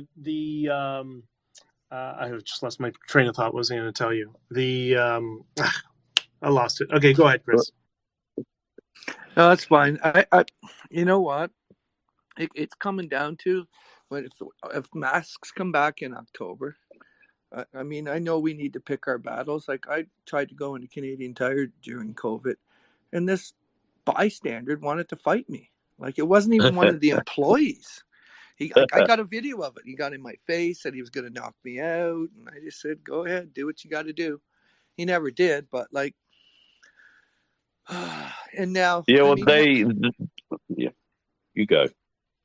Yeah, but you know what? It's gone deeper than that. We know two people, and I'm sure there's more, that have died because transplants, right? Organ transplants. I mean, if we want to do anything, let's make a Facebook post. Let's do a video and say, hey, my name's Chris Guerra, and I refuse, and you will not get my organs until this has been changed. Until the government comes out and Trudeau gets up there and speaks and says, anyone who's vaccinated or not vaccinated can be an organ donor or get organs, because that's our next protest. They're killing people right in front of our faces and laughing. And the doctor's first thing should be do no harm. I mean, forget about QR codes, guys. Forget about masks. They're killing people in front of us. Loving Canadians, we got to stand up for them. You can do that right in your home. Pick up your Facebook, do a Twitter and say, hey, I refuse and I will not give my organs up until this stops. And we can do that right in our homes. We don't have to go to Ottawa. We don't have to go to Toronto. You can do it right in your home, folks. It could go like worldwide. Everyone, Canada, US. You want to know how to join up together and beat them? Do that first. And I guarantee it, they'll back off so quick. Sure. Yeah. Well, thank you. I'm on a rant. I'm upset. I hate when people die, man. Great getting to know you, and we look forward to seeing you more here on ANCAP Radio, and that's another way too, right? Just make sure you subscribe to our channel here. We're going to continue to push the message of truth, right? As BJ said, that's the best we can do. And on that note, also hit that like and retweet button, right? So, Silence Survivor, you've been patiently waiting. Let us know where you're calling in from and what's on your mind. Hey, great. Thank you for allowing me to speak. I'm calling in from the southeast coast of the U.S. In my prayers up. Sorry, I'm going to cry for Sheila Lewis and the family and friends, and for Canada. We stand with you. We're in it together, my friend. So on Monday, August 28th, at 11 a.m. Eastern Time, we are going to be holding a rally protest in front of the Canadian Embassy to support our Pastor Art Pulowski. His wife and son will be flying in for the event. So we are with you, and we're in it together. But I just wanted to let you all know. So that's Monday, August 28th from 11 a.m. to 1 p.m. at the Canadian Embassy in Washington, D.C. Thanks, guys. God bless. Thank you for all you're doing. Radio City, I like how the text you got there. You got the creative headline there. So Radio City, you're on the mic. Let us know your question and where you're tuned in from. Hi, guys. I'm from Canada, Ontario, born and raised. And the world is a completely alienated, isolated world now. We're in a whole different era. And so I just wanted to make us say something about the current government leadership and its several human rights violations it's breached and the Nuremberg violations. There should be an external authority or a model that can actually step in, intervene, and halt the current activities of the government and and replace and reform our government. And because we have all the information, we have all the documents that prove to indict these criminal politicians for crimes against humanity, yet we're standing here willingly and witnessing the continuous sabotage and destruction of Canadian societies and common law societies as a whole. So we have the information, but we just don't have the defense system to intervene and halt the criminality. That's all I have to say. Unless someone else out there knows something, I think we just have to sit here and just go along with it, like it's a holding operation. Well, BJ, you want to respond to that? Yeah, I think there's something to speak to in there. Is the idea of what I've been trying to discuss in spaces is explain that there's a whole network and apparatus of how it works. So the politicians alone, I mean, the politicians are salespeople. That's what it boils down to. That's your sales team.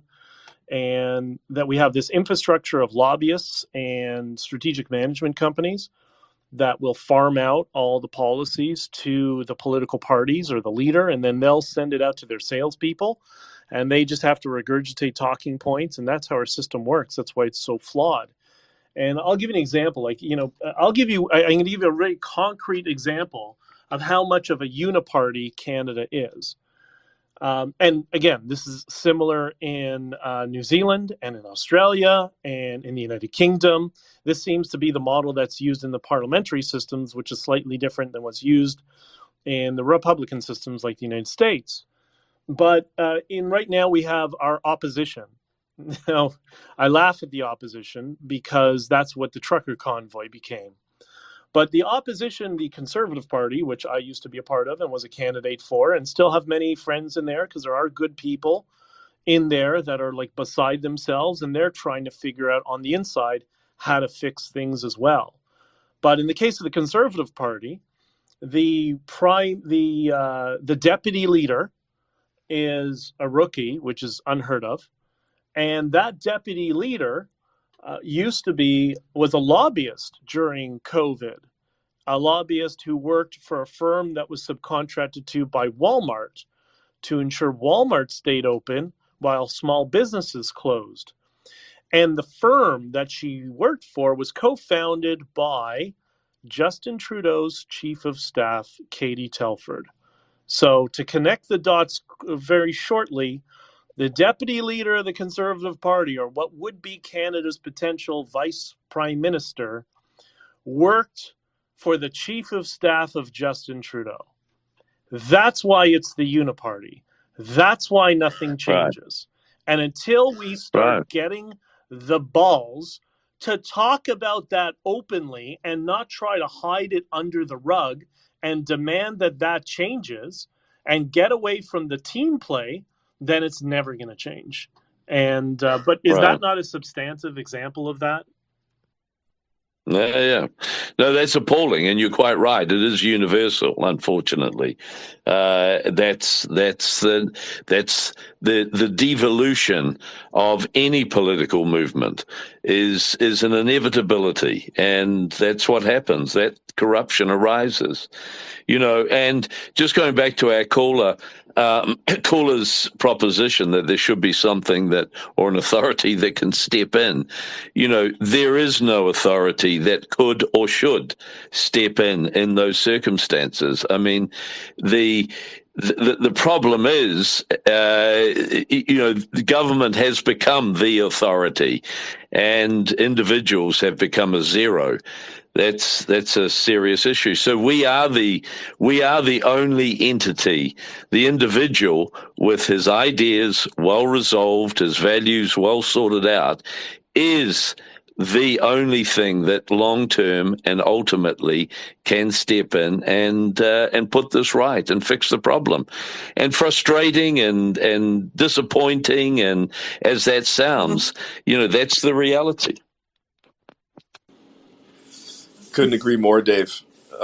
Just completely aligned with the message we continue to stay true to here on ANCAP Radio. So, and I'm looking. He's down the pipeline. We still got some people in line here, but Jaffer, I see your hand. Yep, Jaffer, you go. he was one of our first callers. So we look forward to getting you here soon, Jaffer. But Fred, you're back up here. So remind us again where you're calling in from and what's your question.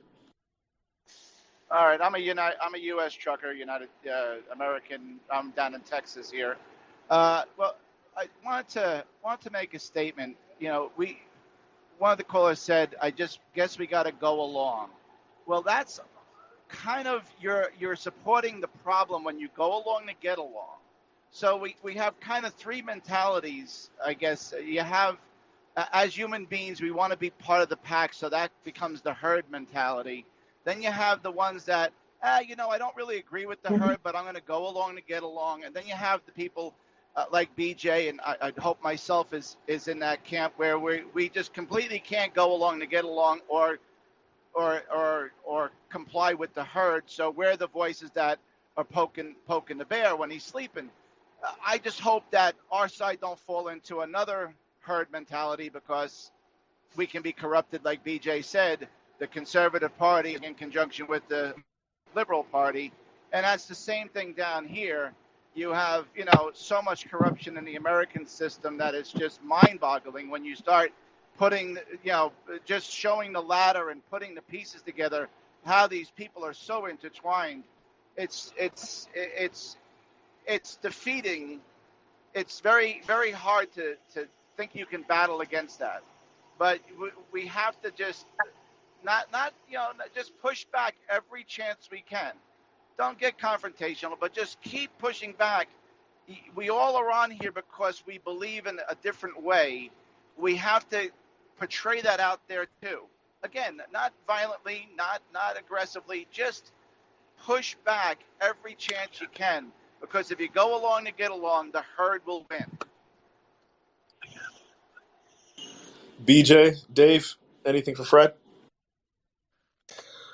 Yeah, Fred, man, I agree entirely. And but there is a sacrifice, and the sacrifice is going to be that, like in my case, I've had nothing but constant harassment from the political class for a year and a half. Why? Because we had a public order emergency commission, which was supposed to investigate the Freedom Convoy and the government's response to it. And what did we learn? We learned that the Conservative Party, the Liberal Party, and other parties were behind the scenes all working together. And they were all working together to figure out how they could sabotage this grassroots movement. Why? Because we fundraised a total of $23 million in 3 weeks. Now, the U.S. is different than Canada.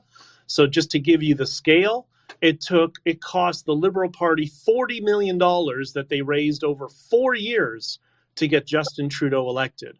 We raised $23 million in 3 weeks.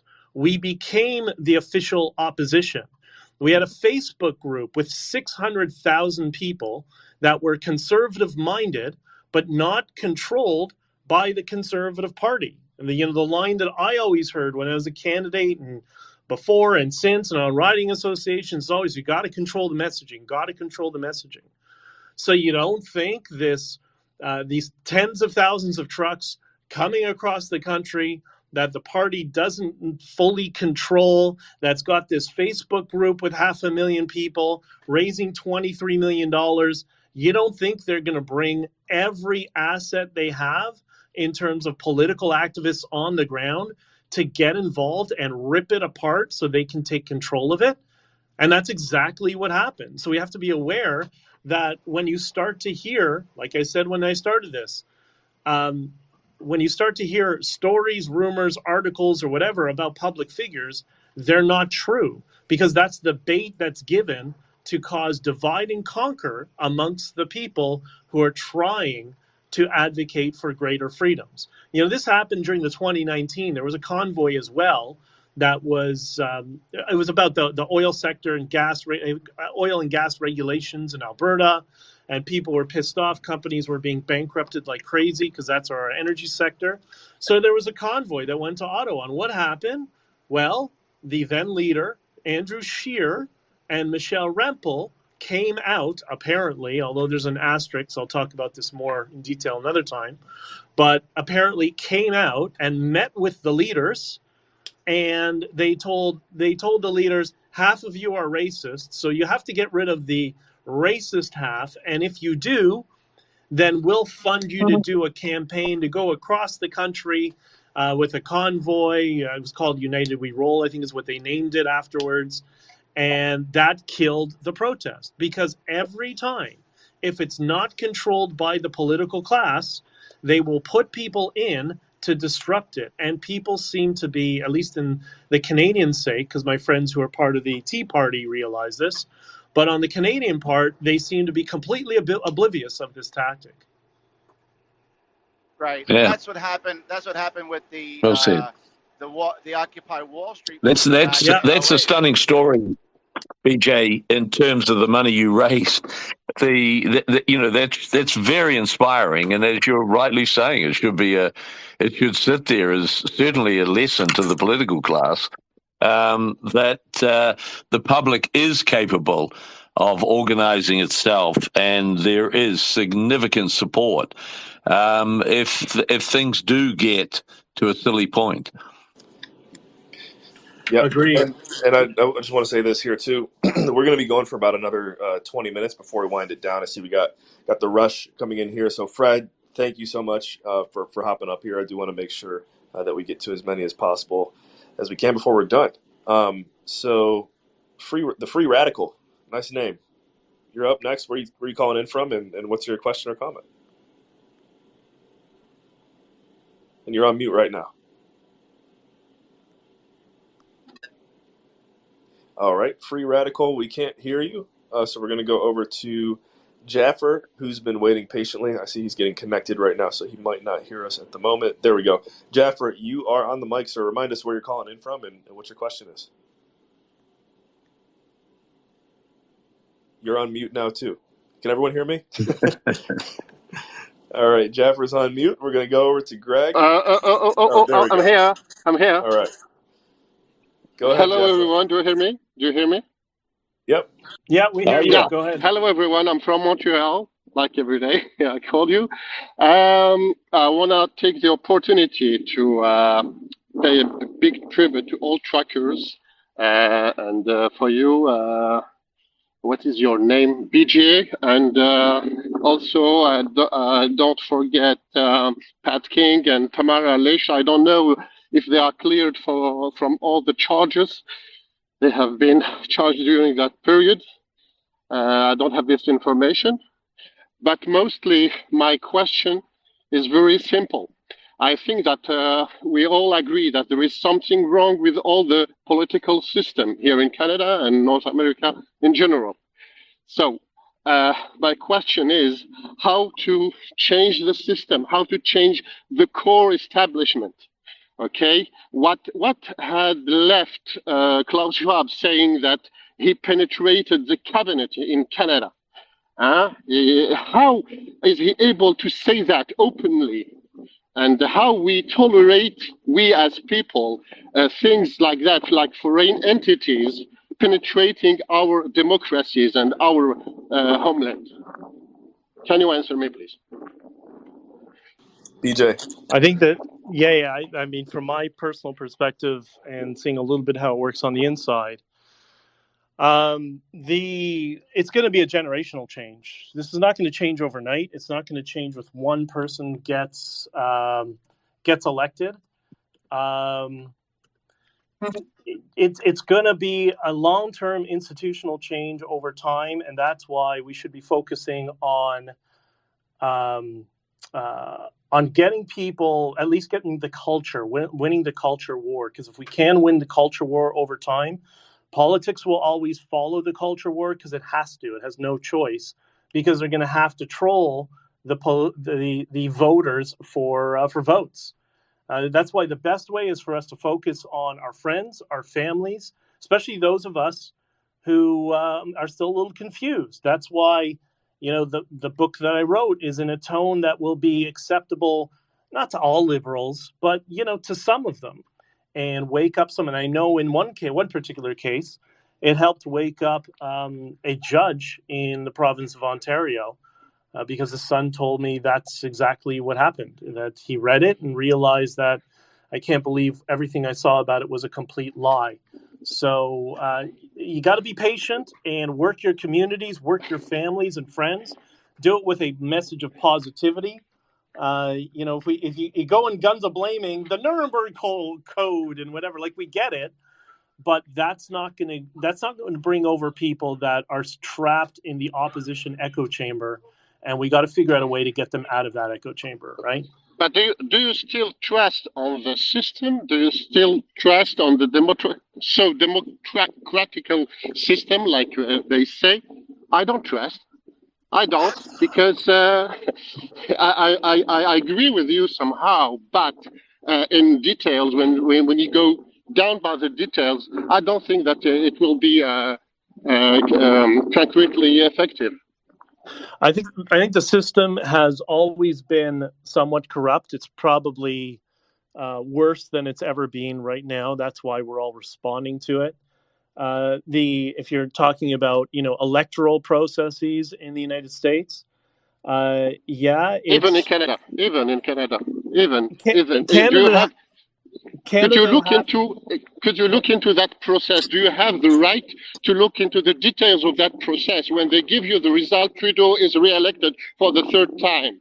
And we say this is the final result.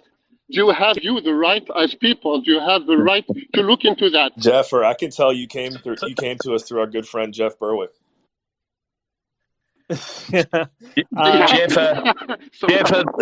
Jeffer, the fundamental problem is democracy itself. Let's not lose sight of that. I mean, democracy is fundamentally the will of the majority being thrust or asserted upon the minority. And that itself is corrupt and immoral. And there's the problem as a starting point. And so whatever flows from that, no matter how small or grand the political structure is, it is You forgot transparency. Excuse me. You forgot transparency, which is important. There is democracy, yes. The majority rules, okay. But where is transparency? What tells you that this is the majority and there is a minority? No. Give me a proof that this is the majority and this one is the minority. If there is no transparency, you can do anything you want. Yeah, sure. And again, I mean, the majority have the ability, to create the opaqueness that you're frustrated with, and I'm frustrated with. It's appalling. But again, without sounding trite about it, is that's why forums like this are critical and important, and why we're doing this is so that it does create some transparency. It does allow, it's a forum where these ideas can be discussed, and hopefully where people can be a little bit inspired, certainly by people like BJ, who we have on as guests, and yourself, indeed. And we're going to be going live next Friday at the same time, 3 p.m. Eastern, with Dominic Frisby. Jeffer, I highly recommend that you show up to that one, because we got to continue this conversation, right?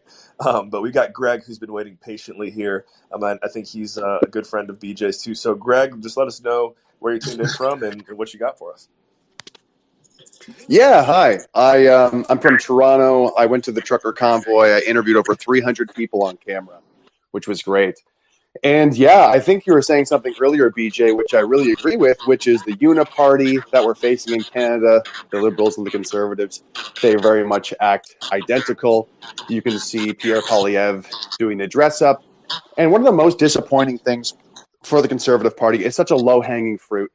They won't even say that there's two genders. They won't even oppose the transgenderism for kids. They even passed a bill that essentially... Greg, that's their policy going into the next election, if you can believe it. It's unbelievable. It's unbelievable. And I think that the weakening of the Conservative Party has happened slowly but surely over time. Little by little, we've compromised. And I had a question for you, BJ, because if I'm not mistaken, you actually started LGBT Tory, which was an organization within the Conservative Party to promote LGBT ideals within the Conservative Party. Have you had a change of heart, or are you still kind of proud for founding the LGBT Tory, encouraging this Conservative Party to kind of warm up more and more to these ideas?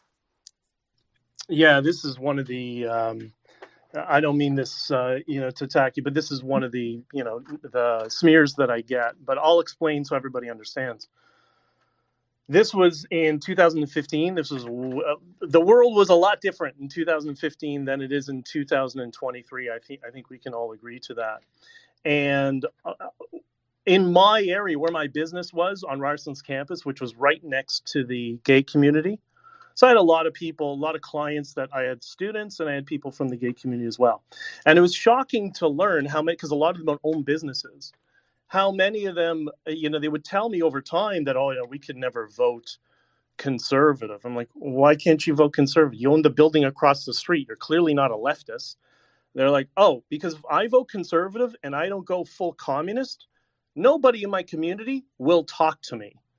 What are you talking about? And I had some other friends who are gay, and I talked to them, over some time about this, and they said, "Oh yeah, no, exactly. That's one of them said I explained that I liked Stephen Harper, and I can't go to the Second Cup anymore. Nobody will talk to me." So you saw this echo chambering of extremism there, and then I remember, after the Pulse nightclub, they had some vigil. And this was after we started LGBT Tory, and you could see the amount of brainwashing that had occurred within that community. So my friends were frustrated. They were like, we should do something that we can, make the conservatives palatable. Because me as a candidate too, or when I eventually became a candidate, but when I was a municipal candidate, the same thing. As soon as they would sniff, fiscal conservative or whatever, it's, you're homophobic, you're whatever smear, or the racist, bigot, whatever. At that time, homophobic was the big thing. So we started this movement. It was libertarian in nature, it was socially libertarian, completely in line with the conservatism. I think Dave Rubin is a very, I would call him definitely conservative by nature, or Peter Thiel. Was down the street from his house the other day, and he's definitely, conservative in his approach. So what we did was, and people always miss the second part because it doesn't help their narrative. What we did was at the convention, we rallied the Conservative Party for two things. We tried to make everybody happy, and we tried to get rid of the smear to make the conservatives digestible to those big business owners who were from that community. We inserted we omitted a line from the Conservative Party policy to go more libertarian. And the Conservative Party policy had something that it defined what marriage was. Okay, they removed that, but then we inserted another line that the Conservative Party will respect and support of religious institutions from not being compelled to engage in same-sex marriage. So we're trying to make everybody happy. We're trying to make it digestible to more libertarian people who wanted to come to the Conservative Party, but we also wanted to strengthen the people on the social conservative side so they understand that we're not going to endorse any bullying of your community, forcing you to abide by things that go against your faith.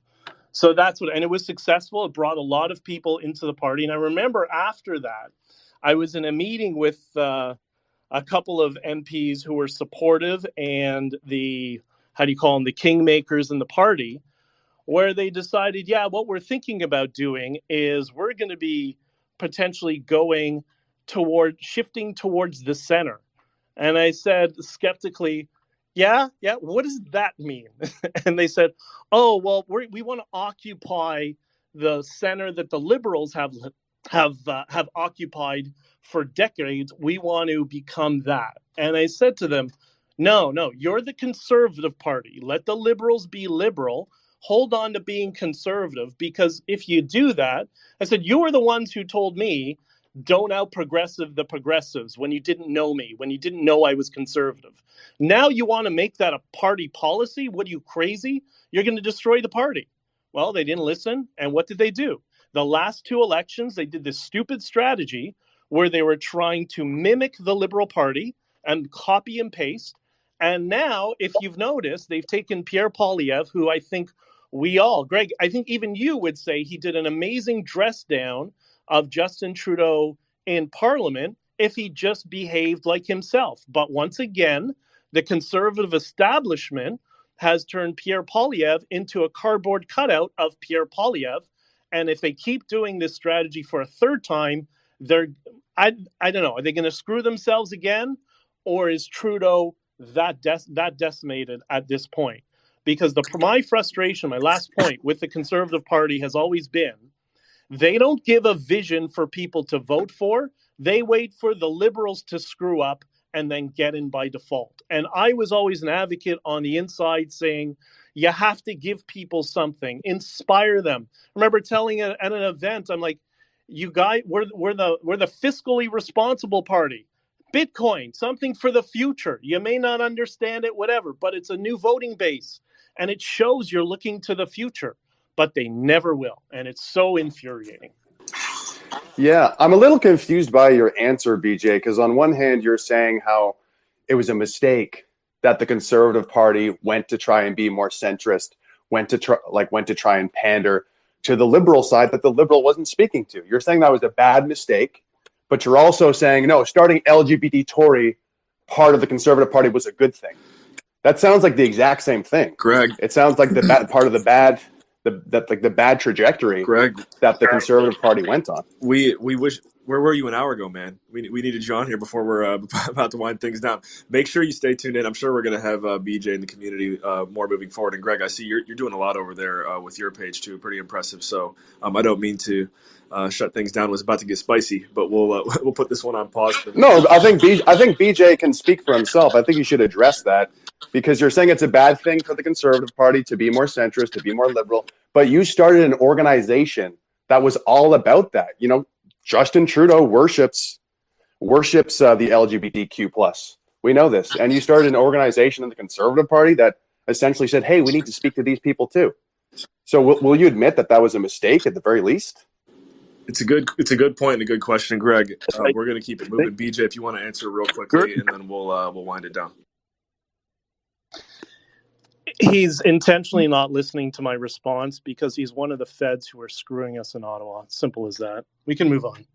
Okay, thank you. And Rampart, I know you've been waiting patiently here. So last question, if you don't mind making it brief, and just let us know where you tuned in from, and we'll go from there. Sure, Adam, no problems. Thanks so much. Joe Rampart, I'm coming in from the Great White North, the gateway to the Klondike and the Yukon, known as Edmonton, Alberta, Canada, home of the reddest Liberal mayor in the country outside of Olivia Chow.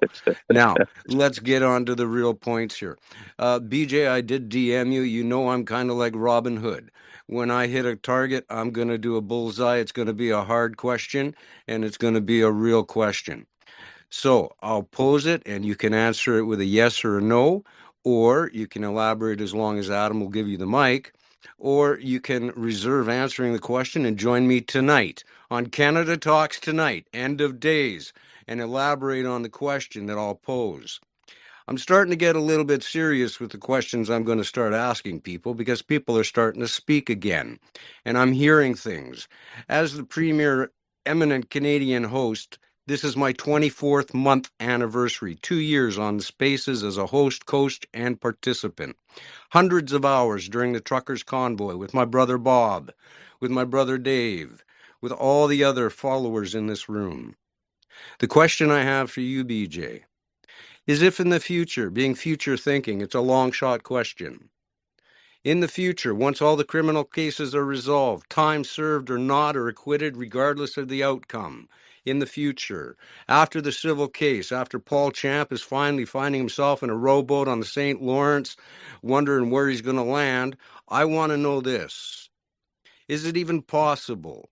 Is it even conceivable that people such as yourself, Tamara Litch, Chris Barber, Danny Bulford, Tom Marazzo, the whole lot of you, would be able to get up on a stage and allow me to moderate and have a participatorial discussion where we'll finally hear the truth from all of you in one place at one time, because what we've heard, the POEC has not added up to the truth in all of the spaces I've heard, in all of the readings that I've read, in all of the DMs that I've gotten, in all of the stories are starting to unravel.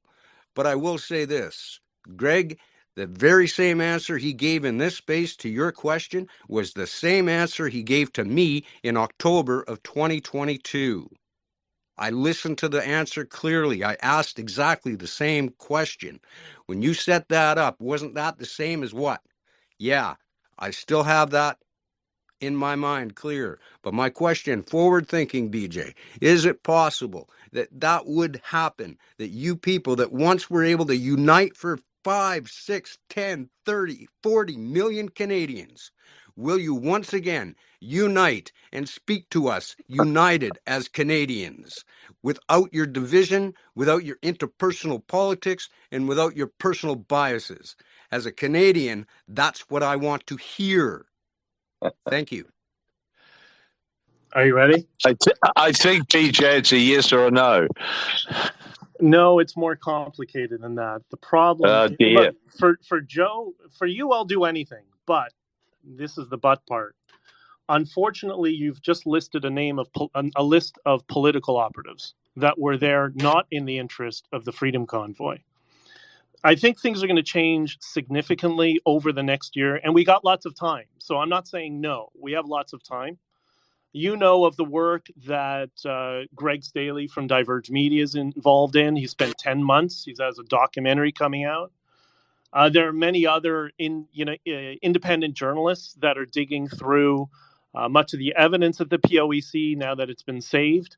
So I think it's better to ask that question in a year and a half from now. And the question is, do you think that somebody who went there just sacrificed himself, constantly gets called a grifter despite I'm the only one who never asked for any money, and has been targeted by political operatives all this time, is there any benefit to having us together on stage to hear certain people regurgitate a political narrative versus the truth? Now, of that spirit, and this might be something of you, there are some of us, many of us, who've spent the past many months getting to know each other and reconnecting, and for me, in some cases, helping them get legal counsel and funding for their counsel. I haven't talked about any of this with anybody.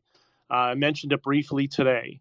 And many of those people who had been left at the sidelines, those people probably would be good people to have on a stage and moderate, because we were the ones who were doing our best on the ground level to keep everybody safe. But in terms of that list of people, why don't we wait a year? Let's see, because it's going to be a year before we even go to certification for the case. So you're talking years out in the future.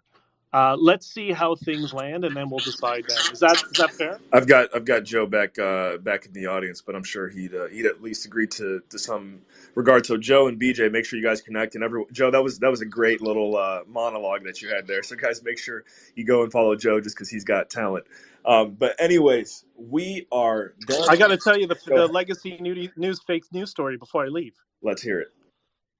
All right, because we took a dig at showing how Rebel News is fake news when it's convenient. Well, we're going to talk about another news organization. This was during the convoy itself, and this journalist was really, really upset. Mainstream journalist, mainstream conservative journalist. I don't want to say where because I don't want him to get in more trouble that he's already in. But he wrote a story and got it published in their publication about about Candace being trampled by the horse. Y'all remember that? That was all over the world news, that the mounted police had stomped on her horse. And there's been some stories since then. That was really amazing what was going on. But he did the story. He was there. He was standing right beside the horses. He watched it, took pictures. I think his cameraman took that infamous picture from above of the horse trampling Candace, and the other person who remains unknown. So what happened after he had the story put up is he got 2 calls from members of cabinet in the Canadian government telling him to change the story. And he said, "What do you mean?" "Oh, well, we heard rumors," typical politician lying. "We heard rumors that the horses were scared because somebody held up a bicycle." Now, to show what geniuses our politicians are, those are crowd control horses. They're trained to not get scared. That's what makes them crowd control horses. So a bike would have no effect. But anyways, he told both of these cabinet members, "No, I'm sorry, I'm not changing the story." Then he got a call from the senior editor of his newspaper that night saying, "You need to change the story. You need to change the story. There was a bicycle." He's like, "I'm not changing the story. There was no bicycle. I was standing right there. Goodbye." The next morning, he got a call from, I believe it was the CEO of the company, saying, "You need to change the story."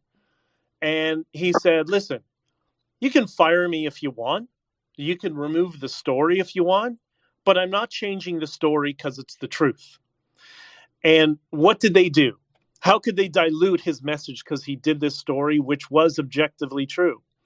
They had two other journalists for the newspaper write similar stories and saying that some people, some journalists, might not have seen the bicycle that scared the horses and caused them to trample the woman. That is legacy media, conservative, fake news. So it happens everywhere. There you go. BJ Dichter, ladies and gentlemen, make sure you check out honkingforfreedom.com. It was great having you with us here today, BJ, and always a lot of fun having my partner in crime here, Dave Henderson, with us. We're going to be back here next Friday with Dominic Frisby. If you don't know who that is, just look up his YouTube channel. He is fantastic, and Dave's going to be back here with me. So everyone who tuned in today, thank you so much for your listenership, investing your time here on ANCAP Radio. Make sure you give us a follow, give BJ a follow, Dave, and like and retweet the space. And we'll see you next week at the same time. Thank you. Thank you, BJ. That was great. Thank you, gentlemen.